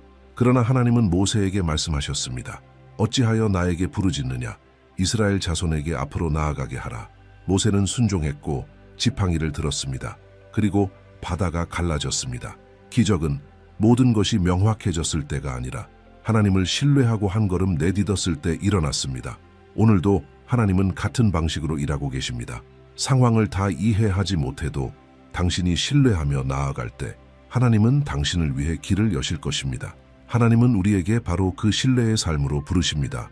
보이는 것으로가 아니라 믿음으로 걸어가는 삶, 확실한 보장을 기다리는 것이 아니라 하나님의 신실하심을 믿고 나아가는 삶. 왜냐하면 신뢰는 강력한 간증이기 때문입니다. 그것은 세상에 이렇게 선포합니다. 우리는 어떤 폭풍보다 크신 하나님을 믿습니다. 그 사실을 아름답게 보여주는 실제 이야기가 있습니다. 한 부부가 불임 판정을 받았습니다. 자녀를 간절히 원했지만 의사들과 검사는 임신은 불가능하다는 말만 반복했습니다. 그들은 많이 울었고 수차례 기도했으며 여러 치료도 시도했지만 아무런 변화가 없었습니다. 결국 그들은 이렇게 기도하며 모든 것을 하나님께 온전히 맡기기로 결단했습니다. 주님, 원하신다면 주님의 때와 뜻을 받아들이겠습니다. 그날 이후로 두 사람의 마음에는 불안 대신 평안이 자리 잡기 시작했습니다. 그들은 여전히 섬기고 웃고 사랑하며 살아갔습니다. 2년 후 버려진 아기 한 명을 입양했습니다. 그리고 놀랍게도 입양 1년 후 자연 임신이라는 기적 같은 일이 일어났습니다. 지금 그들은 두 자녀를 품에 안고 살아갑니다. 하지만 그들의 가장 강력한 간증은 단순히 아이를 갖게 된 것이 아니라 하나님의 뜻 안에서 쉬는 법을 배웠다는 것입니다. 빌리 그레이엄은 말했습니다. 하나님과의 평안은 우리가 삶의 고삐를 하나님께 드릴 때 시작된다. 우리가 모든 것을 통제하려 할 때 삶은 긴장과 피로, 좌절로 가득합니다. 그러나 신뢰할 때 우리는 자유로워집니다. 문제가 사라지기 때문이 아니라 모든 것을 구원하려 애쓰는 역할에서 벗어날 수 있기 때문입니다. 어쩌면 오늘 당신도 어찌할 수 없는 상황 앞에 서 있을지 모릅니다. 당신의 힘으로는 해결되지 않는 문제, 불확실한 시간, 힘든 시기, 그리고 하나님께서는 오늘 이렇게 말씀하고 계십니다. 나를 믿으라. 나는 하나님이다.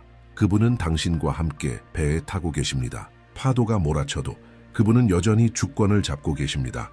그리고 정확한 때에 그분은 폭풍을 잠잠케 하실 것입니다. 신뢰는 내어 맡김입니다. 그리고 진짜 내어 맡김은 참된 쉼을 낳습니다. 문제가 다 해결돼서가 아니라 우리가 누구를 신뢰하고 있는지를 알기 때문입니다. 이 영상에서는 빌리 그레이엄이 평생 살아내고 전파했던 단순하고 강력한 믿음의 5가지 원칙을 함께 나누었습니다. 첫째, 문을 여는 믿음, 불가능을 가능케 하시는 하나님을 향한 살아있는 신뢰, 완벽한 믿음이 아닌 보이지 않아도 믿는 진짜 믿음입니다. 둘째, 하늘을 움직이는 기도, 하나님은 화려한 말이 아니라 진실한 마음의 기도에 응답하십니다. 가장 단순한 부르짖음도 그분은 들으십니다. 셋째, 하나님의 길과 우리 길을 일치시키는 순종, 우리의 노력이 닿을 수 없는 문도 순종하는 발걸음 앞에서는 열리게 됩니다. 우리는 또한 기다림 가운데 우리를 붙드는 소망에 대해 나누었습니다. 하나님께서 침묵 중에도 어둠 속에도 지연되는 것처럼 느껴질 때에도 여전히 일하고 계시다는 조용한 확신 말입니다. 그리고 마지막으로 하나님의 주권 안에서 쉼을 누리는 신뢰로 마무리했습니다. 내가 바꿀 수 없는 것을 하나님께 맡기고 불확실한 시간 속에서도 평안하게 살아가는 법을 배우는 신뢰입니다. 왜냐하면 이 모든 원칙 위를 걸어갈 때 당신은 빌리 그레이엄이 전한 그 믿음의 삶을 실제로 살아가게 되기 때문입니다. 당신이 기적을 믿을 때 하나님은 문을 여십니다. 이제 댓글로 당신의 이야기를 들려주세요. 오늘 이 5가지 원칙 중에서 당신의 마음에 가장 깊이 와닿은 것은 무엇이었나요? 믿음의 한마디, 당신의 인생 말씀 구절, 혹은 기도 제목을 나눠보세요. 우리는 기적을 믿는 공동체입니다. 함께 기도하고 함께 기대합시다. 아직 채널을 구독하지 않으셨다면 지금 바로 구독 버튼을 눌러주세요. 하나님께서 당신의 여정을 견고하게 하시기 위해 준비하신 메시지들 단 하나도 놓치지 마시길 바랍니다. 그리고 잊지 마세요. 지금 화면에 보이는 다음 영상 꼭 이어서 시청해 주세요. 당신의 영적 삶을 더욱 깊게 변화시킬 주제로 함께할 예정입니다. 거기서 다시 만나요. 볼지어다 내가 문 밖에 서서 두드리노니 누구든지 내 음성을 듣고 문을 열면 내가 그에게로 들어가 그와 더불어 먹고 그는 나와 더불어 먹으리라. 요한계시록 3:20. 지금 이 순간 당신이 이 영상을 시청하고 있는 바로 이때 당신의 영적인 삶에서 특별한 일이 일어나고 있습니다. 당신이 여기까지 오게 된 것은 우연이 아닙니다. 이 제목이 당신의 눈길을 끈 것도 단순한 우연이 아닙니다.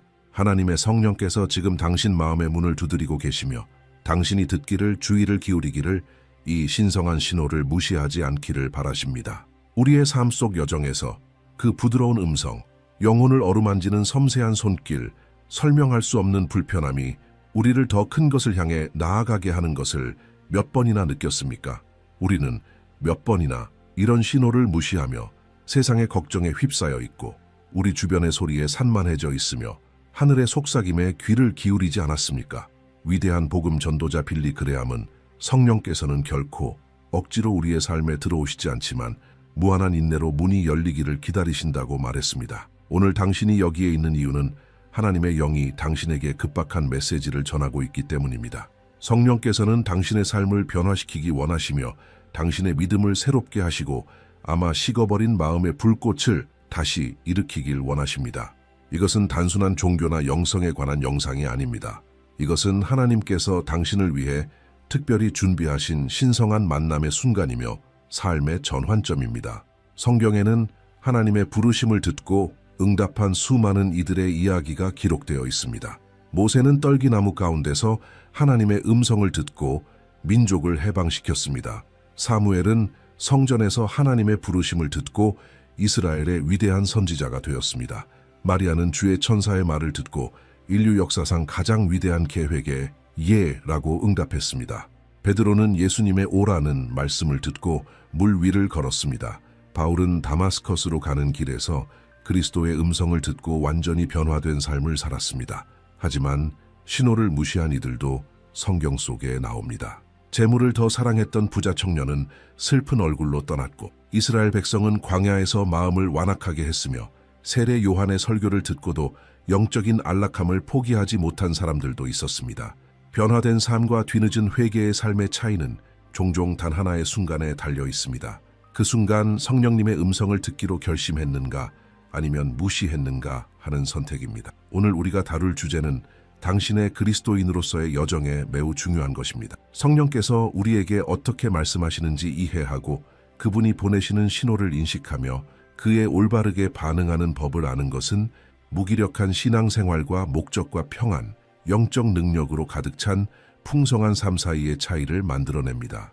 당신은 세상의 소음 속에서 하나님의 음성을 분별하는 법을 배우게 될 것이며, 하나님께서 당신의 주의를 끌고자 하시는 순간들을 알아차리고 믿음과 순종으로 반응하는 방법을 배우게 될 것입니다. 이 영상은 당신을 즐겁게 하기 위한 것이 아니라 당신을 무장시키기 위한 것입니다. 시간을 때우기 위한 것이 아니라 당신의 영혼을 변화시키기 위한 것입니다. 우리가 나눌 모든 원리는 성경에서 나온 것이며 수세기 동안 수백만의 그리스도인들의 삶 속에서 검증된 진리입니다. 당신은 성령의 역사하심에 당신의 마음을 온전히 여는 방법과 그분이 당신의 위로자요, 인도자요, 스승이 되도록 허용하는 방법을 발견하게 될 것입니다. 만약 지금 이 메시지가 당신의 마음에 닿고 있다면, 만약 이 콘텐츠를 통해 하나님께서 당신을 위해 특별한 무언가를 준비하셨다고 느낀다면, 나는 당신을 이 영적 가족의 일원이 되도록 초대하고 싶습니다. 지금 이 채널에 구독하여 하나님의 메시지를 매일 받아보세요. 매 영상마다 당신의 성장의 기회가 되고 새로운 계시가 되며 하나님과의 새로운 만남이 될 것입니다.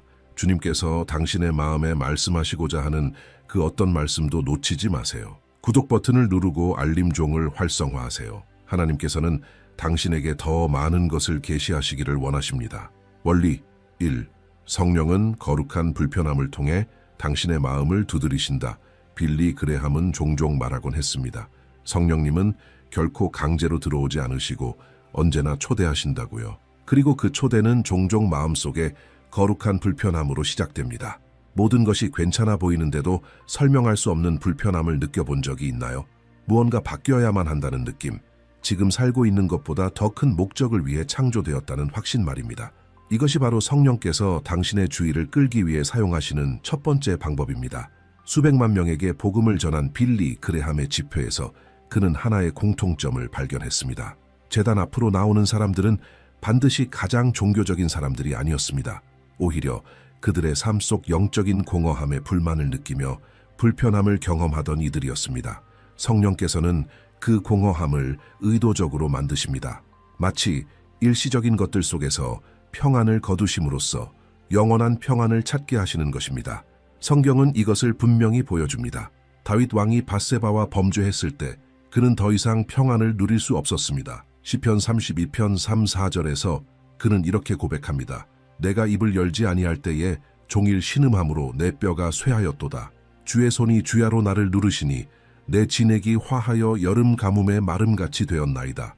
그 불편함은 하나님의 잔혹한 벌이 아니었습니다. 그것은 성령께서 다윗을 다시 아버지의 품으로 부르시는 부드러운 손짓이었습니다. 1960년대 로스앤젤레스에서 열린 빌리 그레함의 한 전도 집회 중 실제로 있었던 사례를 보십시오. 한 성공한 사업가가 차를 몰고 지나가던 중 사람들이 모여 있는 것을 보았습니다. 그는 들어갈 생각이 없었고 종교적인 사람도 아니었으며 스스로를 행복하다고 여겼습니다. 하지만 뭔가가 그를 차를 세우게 만들었습니다. 그는 단지 호기심으로 안에 들어갔습니다. 설교 내내 그는 가슴이 답답했고 설명할 수 없는 눈물이 나려는 느낌, 그리고 그 말씀이 자신에게만 해당되는 것 같은 감정을 느꼈습니다. 집회 마지막에 그레함이 초청을 했을 때 그는 예수님을 영접하기 위해 가장 먼저 앞으로 나간 사람 중 하나였습니다. 수년 후 자신의 간증에서 그는 이렇게 말했습니다. 나는 우연히 그 집회에 간 것이 아니었습니다. 성령께서 나를 그곳으로 이끄셨습니다. 겉보기엔 몰랐지만 내 안은 비어 있었기 때문입니다. 어쩌면 당신도 지금 그런 것을 경험하고 있을지 모릅니다. 당신은 성공했을 수도 있고 가족도 있고 건강도 있을 수 있습니다. 하지만 무언가가 부족합니다. 당신은 새벽에 깨어 영혼에 대해 생각합니다. 인생의 목적에 대해 스스로 질문합니다. 찬양 음악을 들을 때나 누군가 하나님을 언급할 때 이유 없이 눈물이 날 것 같은 느낌이 듭니다. 이런 신호들을 무시하지 마세요. 그것은 성령께서 문을 두드리고 계시는 것입니다. 빌리 그레함은 이런 불안감이 하나님의 선물이라고 가르쳤습니다. 많은 사람들은 영적으로 마비된 채 죄에 안주하고 하나님의 일에 대해 죽은 자처럼 살아갑니다. 하지만 성령께서 누군가를 만지시면 그분은 그 마비를 제거하십니다. 당신으로 하여금 죄의 무게를 느끼게 하고 하나님 없는 삶의 공허함을 느끼게 하며 영혼의 긴급함을 느끼게 하십니다. 비록 불편할지라도 그것은 구원과 변화의 첫걸음입니다. 세리였던 부패한 세금 징수원 삭개오를 생각해 보세요. 그는 경제적으로 잘 살았고 그의 지위 덕분에 존경 혹은 두려움을 받고 있었습니다. 하지만 예수님이 여리고를 지나가실 때 설명할 수 없는 일이 벌어졌습니다. 삭개오는 단지 예수님을 보기 위해 나무에 올라갔습니다. 왜일까요? 성령께서 그의 안에 영적인 갈망을 일으키셨기 때문입니다. 그리고 그 만남은 모든 것을 바꿨습니다. 삭개오는 자신이 훔친 것을 돌려주었고 그의 삶은 변화되었습니다. 당신이 이런 불안감을 느낀다면 더 많은 일, 오락, 쇼핑, 공허한 인간관계로 그것을 억누르려 하지 마세요. 그것은 하나님께서 이렇게 말씀하시는 것입니다. 나는 너를 위해 더 나은 것을 준비해 두었다. 집으로 돌아오라. 지금 바로 멈추고 이렇게 고백하세요. 주님, 이 공허함을 느낍니다. 이것이 주님의 성령께서 저를 부르시는 것임을 압니다. 이제 무시하지 않겠습니다. 제 마음을 주님께 엽니다. 원리치, 성령은 우연처럼 보이는 상황을 통해 말씀하신다. 빌리 그레함은 인상적인 문장을 자주 말했습니다. 하나님의 손안에 있는 사람의 삶에는 우연이란 없습니다. 오직 하나님 의연만 있을 뿐입니다. 성령께서는 겉보기에는 평범한 상황, 만남, 순간들을 조율하시며 실제로는 당신의 주의를 끌고 당신의 발걸음을 인도하기 위한 신성한 개입을 계획하십니다. 그레함의 책과 설교에서는 하나님께서 어떻게 겉보기에는 우연한 상황들을 통해 사람들에게 다가가시는지를 자주 이야기했습니다. 어떤 사람이 우연히 TV를 틀었는데 기독교 채널이 나오고 누군가가 실수로 지하철에 성경을 두고 갔는데 당신이 그것을 발견하게 되고 오랜만에 만난 친구가 우연히 교회에 초대합니다. 이런 것들은 우연이 아닙니다. 그것은 성령님께서 당신의 삶의 무대 뒤에서 일하고 계신 것입니다. 사도행전 8장에 나오는 빌립과 에티오피아 내시의 이야기는 이것을 완벽히 보여줍니다. 한 천사가 빌립에게 사막길로 가라고 말합니다. 이는 논리적으로는 이상한 일이었습니다.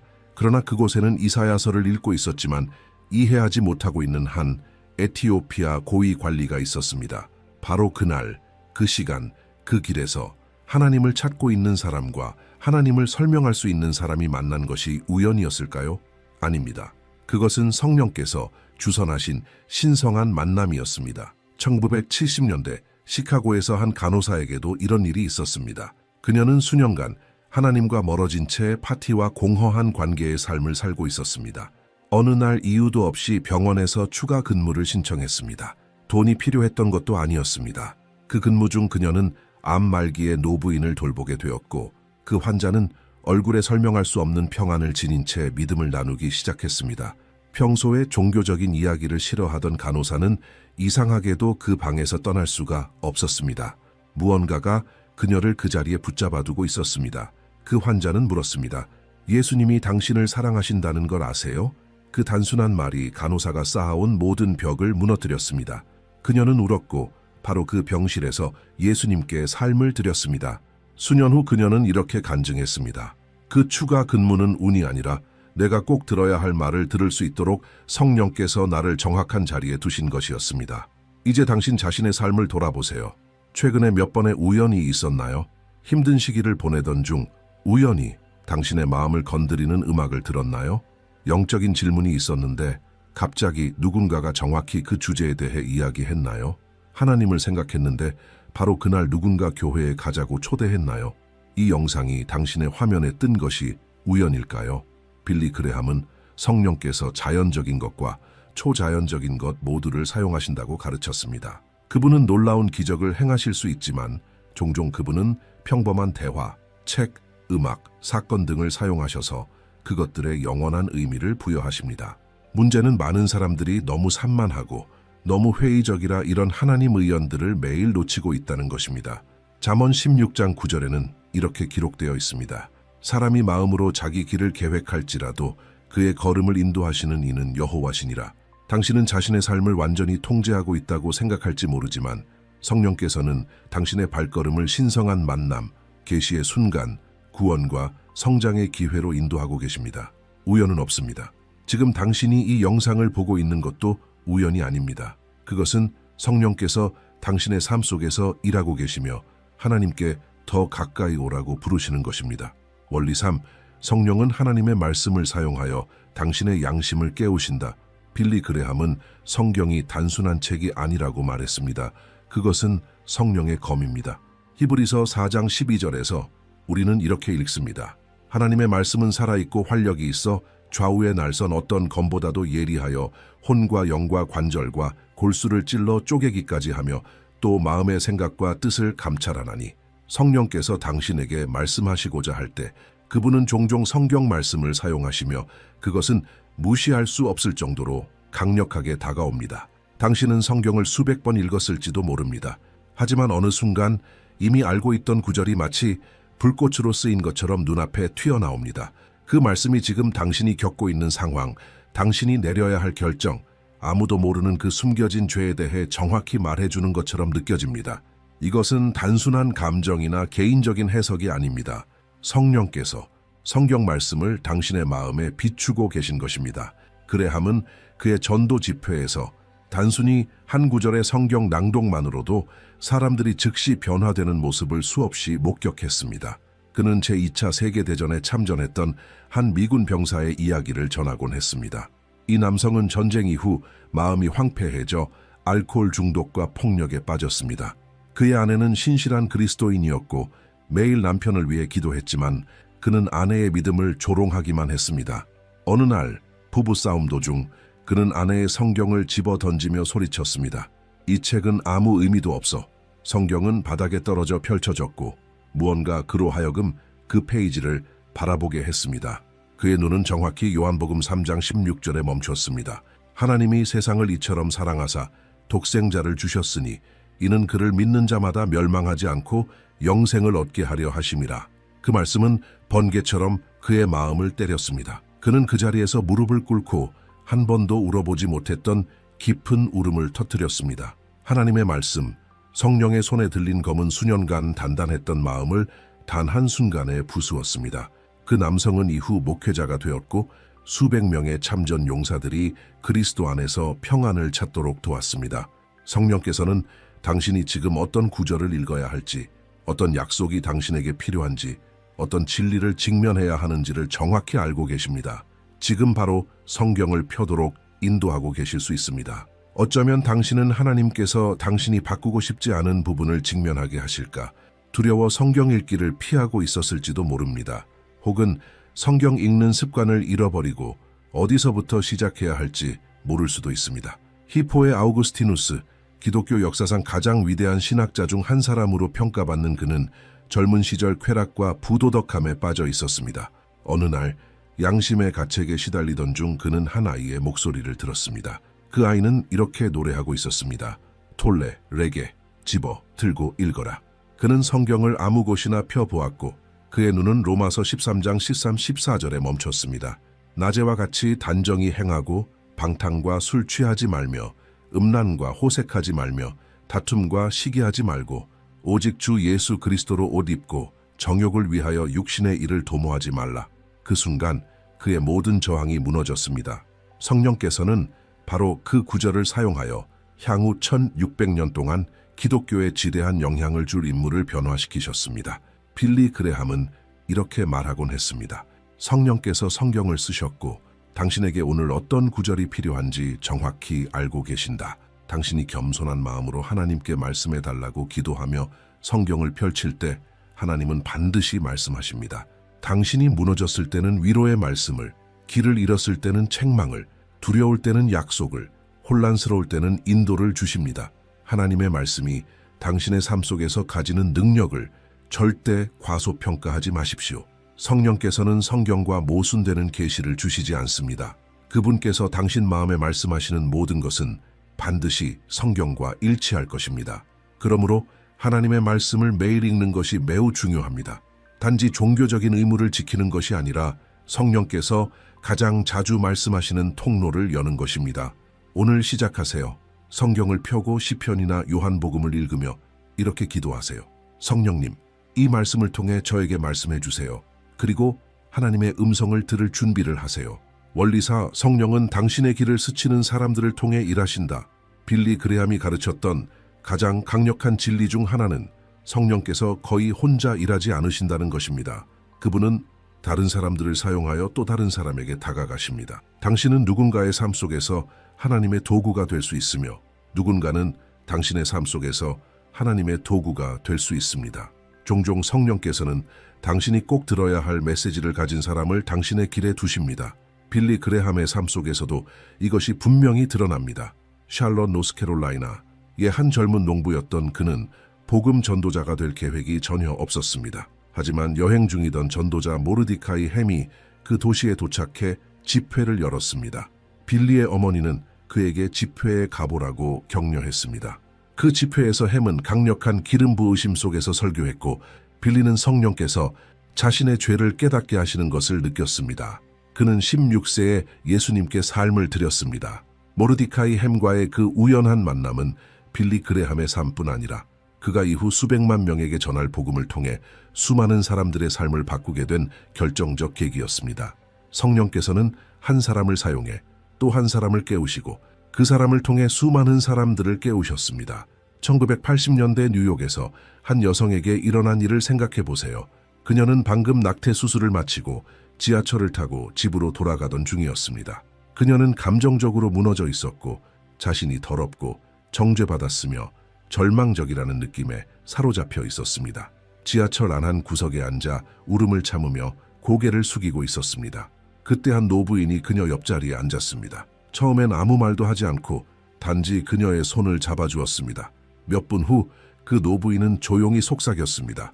당신이 무엇을 겪고 있든 하나님은 당신을 사랑하시고 당신을 버리지 않으셨어요. 그러고는 가방에서 작은 카드 하나를 꺼내 건넸습니다. 그 안에는 시편 34편 18절 말씀이 적혀 있었습니다. 여호와는 마음이 상한 자에게 가까이 하시고 중심에 통회하는 자를 구원하시는도다. 다음 역에서 그 노부인은 내렸고 두 사람은 다시 만나는 일이 없었습니다. 그 젊은 여성은 그 카드를 간직했습니다.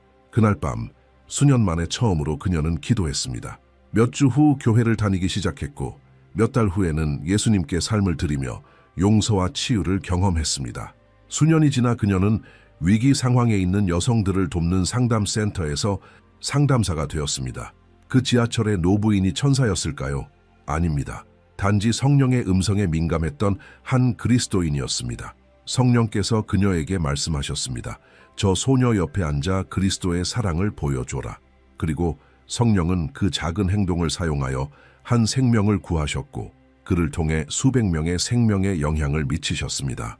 성령께서는 지금 이 순간에도 누군가를 통해 당신에게 말씀하고 계실 수 있습니다. 늘 교회에 가자고 초대하지만 당신은 거절해온 직장 동료일 수 있고 고난 속에서도 설명할 수 없는 평안을 보여주는 이웃일 수 있으며 포기하지 않고 당신을 위해 기도하는 가족일 수 있습니다. 이 사람들을 무시하지 마세요. 그들은 성령의 손에 들린 도구입니다.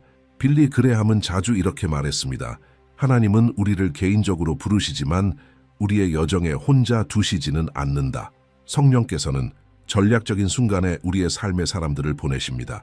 때로는 우리를 위로하기 위해, 때로는 우리를 바로잡기 위해, 때로는 가르치기 위해, 때로는 단순히 하나님께서 우리를 신경 쓰신다는 것을 보여주기 위해서입니다.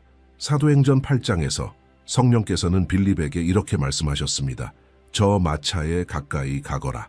빌립은 순종했고 이사야서를 읽고 있었지만 이해하지 못하고 있던 에티오피아 내시를 만났습니다. 빌립은 말씀을 설명했고 그 사람은 믿게 되었으며 세례를 받고 복음을 에티오피아에 전하게 되었습니다. 이 모든 것은 빌립이 성령의 음성을 듣고 순종했기 때문입니다. 당신은 지금 듣고 있습니까? 아니면 성령께서 당신의 길에 보내고 계신 사람들을 무시하고 있습니까? 원리 5. 성령은 죄를 깨닫게 하시고 회개로 부르신다. 빌리 그레함은 평생 동안 2억 명이 넘는 사람들에게 복음을 전했으며 그가 끊임없이 반복했던 진리가 있습니다. 나는 누구도 회심시킬 수 없습니다. 오직 성령만이 그것을 하실 수 있습니다. 죄에 대한 깨달음은 성령의 고유한 사역입니다. 성령께서 마음을 만지실 때 그 누구도 무관심하게 남아있을 수 없습니다. 요한복음 16장 8절에서 예수님은 이렇게 말씀하셨습니다. 그가 와서 죄에 대하여, 의에 대하여, 심판에 대하여 세상을 책망하시리라. 이 깨달음은 정죄와는 다릅니다. 정죄는 원수에게서 오는 것이며 우리를 소망 없이 죄책감에 빠뜨립니다. 반면에 성령의 깨달음은 항상 소망과 회복의 길을 동반합니다. 성령께서 당신의 죄를 지적하실 때 동시에 구원자이신 예수님을 가리키십니다. 마치 이렇게 말씀하시는 것과 같습니다. 그래, 너는 잘못했지만 용서가 준비되어 있다. 그래, 너는 길을 잃었지만 예수님이 너를 찾고 계신다. 1949년 로스앤젤레스에서 열린 한 전도 집회에서 빌리 그레함을 국제적으로 유명하게 만든 바로 그 집회에서 한 악명 높은 갱스터가 군중 속에 있었습니다. 그는 종교적인 사람이 아니었고 단지 여자친구가 강권해서 따라온 것뿐이었습니다. 하지만 그레함이 죄와 그 결과에 대해 설교하기 시작했을 때 놀라운 일이 일어났습니다. 수년간 폭력과 범죄에 물들어 단단해졌던 그 남성의 가슴에 엄청난 무게가 눌러오는 듯한 느낌이 들기 시작했습니다. 설교자의 한마디 한마디가 그의 숨겨진 죄들을 낱낱이 드러내는 것 같았습니다. 그는 식은땀을 흘렸고 심장은 미친 듯이 뛰었습니다. 예수님을 영접하라는 초청이 주어졌을 때 그는 가장 먼저 앞으로 나간 사람들 중 하나였습니다. 눈물을 흘리며 그는 상담자에게 이렇게 말했습니다. 마치 하나님께서 제 영혼을 똑바로 들여다보시는 것 같고 더는 숨길 수가 없습니다. 그것이 바로 성령께서 죄를 깨닫게 하시는 역사였습니다. 그리고 그 깨달음은 그의 생명을 문자 그대로 구했습니다. 그는 범죄를 버렸고 가족과 화해했으며 남은 삶을 예수님의 변화를 증거하며 살았습니다. 하지만 그 모든 것은 그가 설교 도중 느꼈던 그 거룩한 불편함을 무시하지 않았기 때문에 가능했던 일이었습니다. 어쩌면 지금 당신도 똑같은 것을 느끼고 있을지 모릅니다. 당신이 스스로 정당화하고 합리화하고 별것 아니라고 여겨온 그 죄가 있습니다. 당신도 그것이 잘못된 것임을 알고 있지만 그냥 함께 살아가고 있었습니다. 그런데 요즘 들어 그 죄를 더는 편하게 여길 수 없게 되었습니다. 그 죄를 반복할 때마다 설명할 수 없는 무게와 슬픔이 당신을 누릅니다. 무시하려 해도 부드러운 그 음성이 계속 속삭입니다. 이것은 너의 본 모습이 아니야. 너는 더 큰 목적을 위해 창조되었어. 이것이 바로 성령님의 음성입니다. 빌리 그레함은 이렇게 가르쳤습니다. 죄를 짓는 것이 가장 위험한 것이 아니라 성령께서 죄를 깨닫게 하실 때 마음을 굳게 하는 것이 진짜 위험이라고. 히브리서 3장 15절은 이렇게 경고합니다. 오늘 너희가 그의 음성을 듣거든 너희 마음을 완고하게 하지 말라. 성령의 깨우침을 무시할 때마다 다음에도 무시하기가 더 쉬워집니다. 결국에는 아무것도 느끼지 못하게 되는 지점까지 갈 수 있습니다. 그것은 매우 무서운 일입니다. 빌리 그레함의 시대에 20년 동안 7번이나 그의 전도 집회에 참석한 한 남성이 있었습니다. 매번 그는 성령의 부르심을 느꼈습니다. 그리고 매번 그는 그것을 거부했습니다. 7번째 집회에서 그는 인터뷰 중 이렇게 말했습니다. 예전엔 예수님의 이야기를 들으면 마음이 너무 무거웠어요. 그런데 이제 아무것도 느껴지지 않아요. 제 기회를 잃어버린 것 같아요. 이 말을 들은 빌리 그레함은 깊은 슬픔에 잠겼습니다. 그는 그 남성을 위해 기도했지만 성령을 거듭거듭 거절한 끝에 더는 죄에 대한 깨달음이 없는 상태에 그것이 얼마나 위험한 것인지 알고 있었습니다. 좋은 소식은 이것입니다. 당신이 아직 죄에 대한 깨달음을 느끼고 있다면 성령께서 여전히 당신 안에서 일하고 계신다는 증거입니다. 만약 이 영상이 당신을 불편하게 만들고 있다면, 이 말들이 당신이 숨기려 했던 상처를 건드리고 있다면, 당신이 눈물이 날 것 같거나 인생의 무언가를 바꾸고 싶다는 생각이 든다면 기뻐하십시오. 그것은 나약함이 아닙니다. 우연도 아닙니다. 감정 조작도 아닙니다. 그것은 하나님께서 당신 마음의 문을 두드리고 계신 것입니다. 성령께서 이렇게 말씀하시는 것입니다. 아직 시간이 있다. 아직 소망이 있다. 아직 용서가 준비되어 있다. 성령께서 죄를 깨닫게 하실 때 올바른 반응은 아담과 하와처럼 숨는 것이 아닙니다. 올바른 반응은 탕자처럼 아버지의 품으로 달려가는 것입니다. 아버지, 내가 하늘과 아버지께 죄를 지었습니다. 나는 아버지의 아들이라 불릴 자격이 없습니다라고 고백하는 것입니다. 그러면 아버지의 사랑 어린 음성이 들릴 것입니다. 너는 언제나 내 아들이었고 앞으로도 내 아들이다. 집에 돌아온 것을 환영한다. 원리 6. 성령은 다른 어떤 것으로도 채울 수 없는 영적인 갈망을 일으키신다. 빌리 그레함은 수십 년간의 사역을 통해 그리스도께 나아오는 사람들은 반드시 외적으로 가장 비참한 사람들이 아니라 내면의 영적인 비참함을 인식한 사람들이라는 사실을 관찰했습니다. 그는 자주 예수님의 팔복 중 하나를 인용하곤 했습니다. 의에 줄이고 목마른 자는 복이 있나니 그들이 배부를 것이며 마태복음 5장 6절. 성령께서는 우리 안에 영적인 갈망을 일으키십니다. 인간의 어떤 성취로도 채울 수 없는 공허함입니다. 이 갈망은 당신이 경험했던 다른 어떤 필요와도 다릅니다. 당신은 은행에 돈이 있을 수 있습니다. 하지만 마음은 가난하다고 느낍니다. 사람들로 둘러싸여 있을 수 있지만 외롭습니다. 직업적 목표를 이루었을 수 있지만 삶의 목적이 없다고 느낍니다. 이 공허함을 관계로, 일로, 오락으로, 중독으로 채우려 해보지만 아무것도 만족을 주지 못합니다. 그것은 마치 바닷물로 갈증을 해소하려는 것과 같습니다. 마시면 마실수록 더 갈증이 납니다. 히포의 아우구스티누스는 회심 후 기독교 역사상 가장 유명한 문장 중 하나를 남겼습니다. 주께서 우리를 주를 위하여 지으셨사오니 우리의 마음은 주 안에서 안식하기 전까지는 평안을 얻지 못하나이다. 빌리 그레함은 이 인용을 자주 사용했습니다. 왜냐하면 그것이 그의 집회에서 그가 본 모든 사람들의 상태를 정확히 설명해 주었기 때문입니다. 성공한 사람들, 교육받은 사람들, 부유한 사람들, 그들 모두 안에 존재하는 동일한 실존적 공허함, 그 공허함은 우연이 아닙니다. 그것은 성령께서 당신 안에 일으키신 갈망이며 오직 하나님만이 그것을 채우실 수 있습니다. 한 번은 1970년대 자선 만찬에서 있었던 강력한 이야기가 있습니다. 빌리 그레함은 그 자리에서 한 억만장자 사업가를 만났습니다. 그 남성은 오만하게 말했습니다. 목사님, 저는 한 남자가 바랄 수 있는 모든 것을 가지고 있습니다. 집이 3채, 외제차가 5대, 수백억짜리 회사를 운영하고 있고 아름다운 가족도 있죠. 제가 왜 하나님이 필요하겠습니까? 그러자 그레함은 자비로운 눈빛으로 그를 바라보며 이렇게 대답했습니다. 그런데 왜 밤에 잠이 오지 않습니까? 왜 우울증 약을 먹고 있습니까?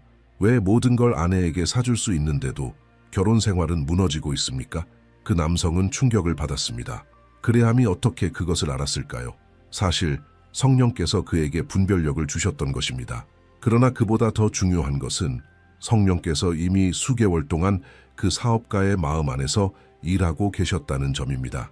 성령은 그 어떤 물질도 채울 수 없는 영적인 갈망, 영혼의 공허함을 그 안에 심고 계셨던 것입니다. 그날 밤 모두가 자리를 떠난 후 그 남성은 빌리 그레함과 긴 대화를 나눈 끝에 예수 그리스도께 자신의 삶을 드렸습니다.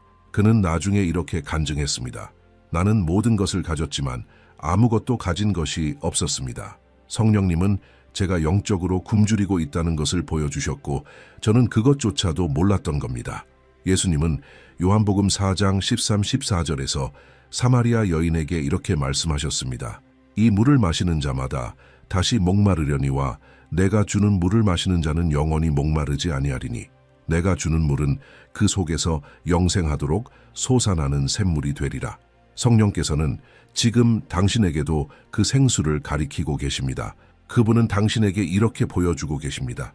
세상의 모든 것은 물을 담을 수 없는 금간 웅덩이일 뿐이라는 것을 당신 자신의 삶을 잘 살펴보세요. 아마 당신이 이 영상을 보고 있는 이유도 바로 그 공허함 때문일 수 있습니다. 당신은 이미 수많은 것으로 그 공간을 채우려 해봤을 것입니다. 성공, 쾌락, 관계, 철학 등. 하지만 그 갈망은 여전합니다. 당신은 새벽에 이유 없이 불안한 마음으로 깨어납니다. 당신은 삶을 돌아보며 묻습니다. 이게 다인가? 당신은 자신이 더 위대한 무언가를 위해 창조되었다는 것을 느끼지만 정확히 무엇인지는 모릅니다. 빌리 그레함은 이렇게 말했습니다. 성령께서 이 갈망을 주시는 이유는 우리를 괴롭히기 위함이 아니라 우리를 구원하시기 위함이다. 만약 당신이 배고프지 않다면 음식을 찾지 않을 것이고 목마르지 않다면 물을 찾지 않을 것이며 영혼이 공허하지 않다면 결코 하나님을 찾지 않을 것입니다. 이 갈망은 저주가 아니라 선물입니다. 다윗은 시편 42편 1, 2절에서 이 갈망을 이렇게 표현했습니다. 하나님이여 사슴이 시냇물을 찾기에 갈급함 같이 내 영혼이 주를 찾기에 갈급하니이다. 내 영혼이 하나님 곧 살아계시는 하나님을 갈망하나이다. 이 깊은 갈망, 이 거룩한 불만족이 당신 안에 생겨날 때 값싼 대체물로 그것을 억누르려 하지 마십시오. 하나님께 달려가세요. 오직 하나님만이 그 갈망을 완전히 채우실 수 있습니다. 성령께서 지금 당신을 부르고 계십니다. 당신이 느끼는 그 갈망은 단순한 임상적 우울증이 아닙니다. 약으로만 해결될 피로가 아닙니다. 철학으로 해결할 수 있는 실존적 공허함도 아닙니다. 그것은 오직 예수님만이 채우실 수 있는 영적인 갈망입니다. 그리고 가장 놀라운 소식은 이것입니다. 예수님께서 이미 잔치를 준비해 두시고 당신이 그 식탁에 오기를 기다리고 계십니다. 사랑하는 형제 자매여, 우리는 지금 성령께서 당신의 주의를 끌기 위해 사용하시는 여러 표적들을 따라가 본 이 강력한 여정의 끝에 다다랐습니다. 빌리 그레함은 평생을 단 하나의 단순하지만 변화를 일으키는 메시지를 위해 헌신했습니다. 하나님께서 당신 마음의 문을 두드리고 계시며 당신은 그 부르심에 응답해야 한다는 것입니다. 오늘 우리가 함께 나눈 내용을 다시 기억해 봅시다. 성령께서는 거룩한 불편함을 통해 당신의 마음을 만지시고 그 불안함을 통해 하나님께 가까이 나아가게 하십니다. 당신이 우연이라 여겼던 수많은 상황들 속에서 성령은 철저히 계획된 하나님 의연을 통해 당신에게 다가오셨습니다. 성경 말씀은 당신의 양심을 깨우기 위한 성령의 도구로 사용되며 특정 구절이 당신의 영혼 깊은 곳을 찌릅니다. 어떤 사람들은 당신 삶에 성령의 도구로 보내졌으며 바로 그때 필요한 메시지를 가지고 다가왔습니다. 성령께서는 당신의 죄를 지적하셨고 회개로 이끄셨으며 그것은 정죄가 아닌 자유로 가는 길입니다. 그리고 그분은 당신 안에 오직 예수님만이 채우실 수 있는 영적인 갈망을 일으키셨습니다. 이제 나는 당신에게 실제적인 결단을 제안합니다. 오늘 나눈 원리들 중 하나를 이번 주에 실천해 보세요. 어쩌면 당신은 그동안 무시해왔던 그 불편한 감정을 멈추고 마침내 예수님께 삶을 드려야 할지도 모릅니다. 어쩌면 매일 성경을 읽기 시작하며 하나님께서 말씀하시도록 마음을 열어야 할지도 모릅니다. 혹은 성령께서 계속 지적하신 그 죄를 회개하고 용서를 구해야 할지도 모릅니다. 아니면 당신 안의 영적인 갈망이 오직 하나님의 품 안에서만 만족될 수 있다는 사실을 인정해야 할지도 모릅니다. 신호들을 무시하지 마세요. 마음을 굳게 하지 마세요. 성령께서 지금 당신을 부르고 계십니다. 질문은 이것입니다. 당신은 응답하시겠습니까? 빌리 그레함은 설교를 마칠 때마다 단순하지만 강력한 초청의 말을 남기곤 했습니다. 나도 지금 그 말을 당신에게 전합니다. 오늘은 구원의 날입니다. 내일은 너무 늦을 수 있습니다. 이 영상 내내 성령께서는 당신 마음의 문을 두드리셨습니다. 당신은 느꼈습니다. 분명히 느꼈습니다. 가슴이 먹먹했던 그 순간, 눈물이 날 것 같았던 그 순간, 인생을 바꾸어야 한다는 확신이 밀려온 그 순간, 그것은 우연이 아닙니다. 바로 하나님께서 당신에게 직접 말씀하고 계셨던 것입니다. 이 순간을 결단 없이 지나치지 마십시오. 당신이 아직 한 번도 예수님께 삶을 드린 적이 없다면 지금 바로 그렇게 하십시오. 당신이 하나님과 멀어졌다면 오늘 돌아오십시오. 당신이 미지근한 믿음 속에서 살아왔다면 그 불꽃을 다시 지피십시오. 성령께서 당신의 응답을 기다리고 계십니다. 예수님께서 요한계시록 3장 20절에서 하신 말씀을 기억하십시오. 볼지어다 내가 문 밖에 서서 두드리노니 누구든지 내 음성을 듣고 문을 열면 내가 그에게로 들어가 그와 더불어 먹고 그는 나와 더불어 먹으리라. 그분은 지금 두드리고 계십니다. 당신은 그 음성을 듣고 있습니다. 이제 문을 여십시오. 이 신호를 무시하지 마십시오. 이 순간을 흘려보내지 마십시오. 성령께서 당신을 부르고 계십니다. 아직 시간이 있을 때 응답하십시오. 예수님께 예라고 말하십시오. 당신의 인생은 다시는 이전과 같지 않을 것입니다. 이제 당신에게 특별한 부탁이 있습니다. 댓글에 오늘 나눈 6가지 원리 중 어떤 것이 당신의 마음을 가장 깊이 건드렸는지, 그리고 성령께서 어떻게 당신에게 말씀하고 계시는지를 나눠주세요. 당신의 간증이 누군가가 오늘 꼭 들어야 할 메시지가 될 수 있습니다. 이 공간을 당신의 마을로 세워주세요. 아직 구독하지 않으셨다면 지금 이 채널을 구독하시고 알림 종을 눌러서 하나님께서 당신을 위해 준비하신 모든 메시지를 놓치지 마세요. 그리고 지금 화면에 다음 영상이 나타나고 있을 것입니다. 그것은 당신의 영적 여정을 더욱 깊이 있게 인도할 것입니다. 클릭하시고 이 변화의 여정을 계속 이어가세요. 하나님께서 당신에게 강력하게 복 주시길 기도합니다. 다음 영상에서 다시 만나요.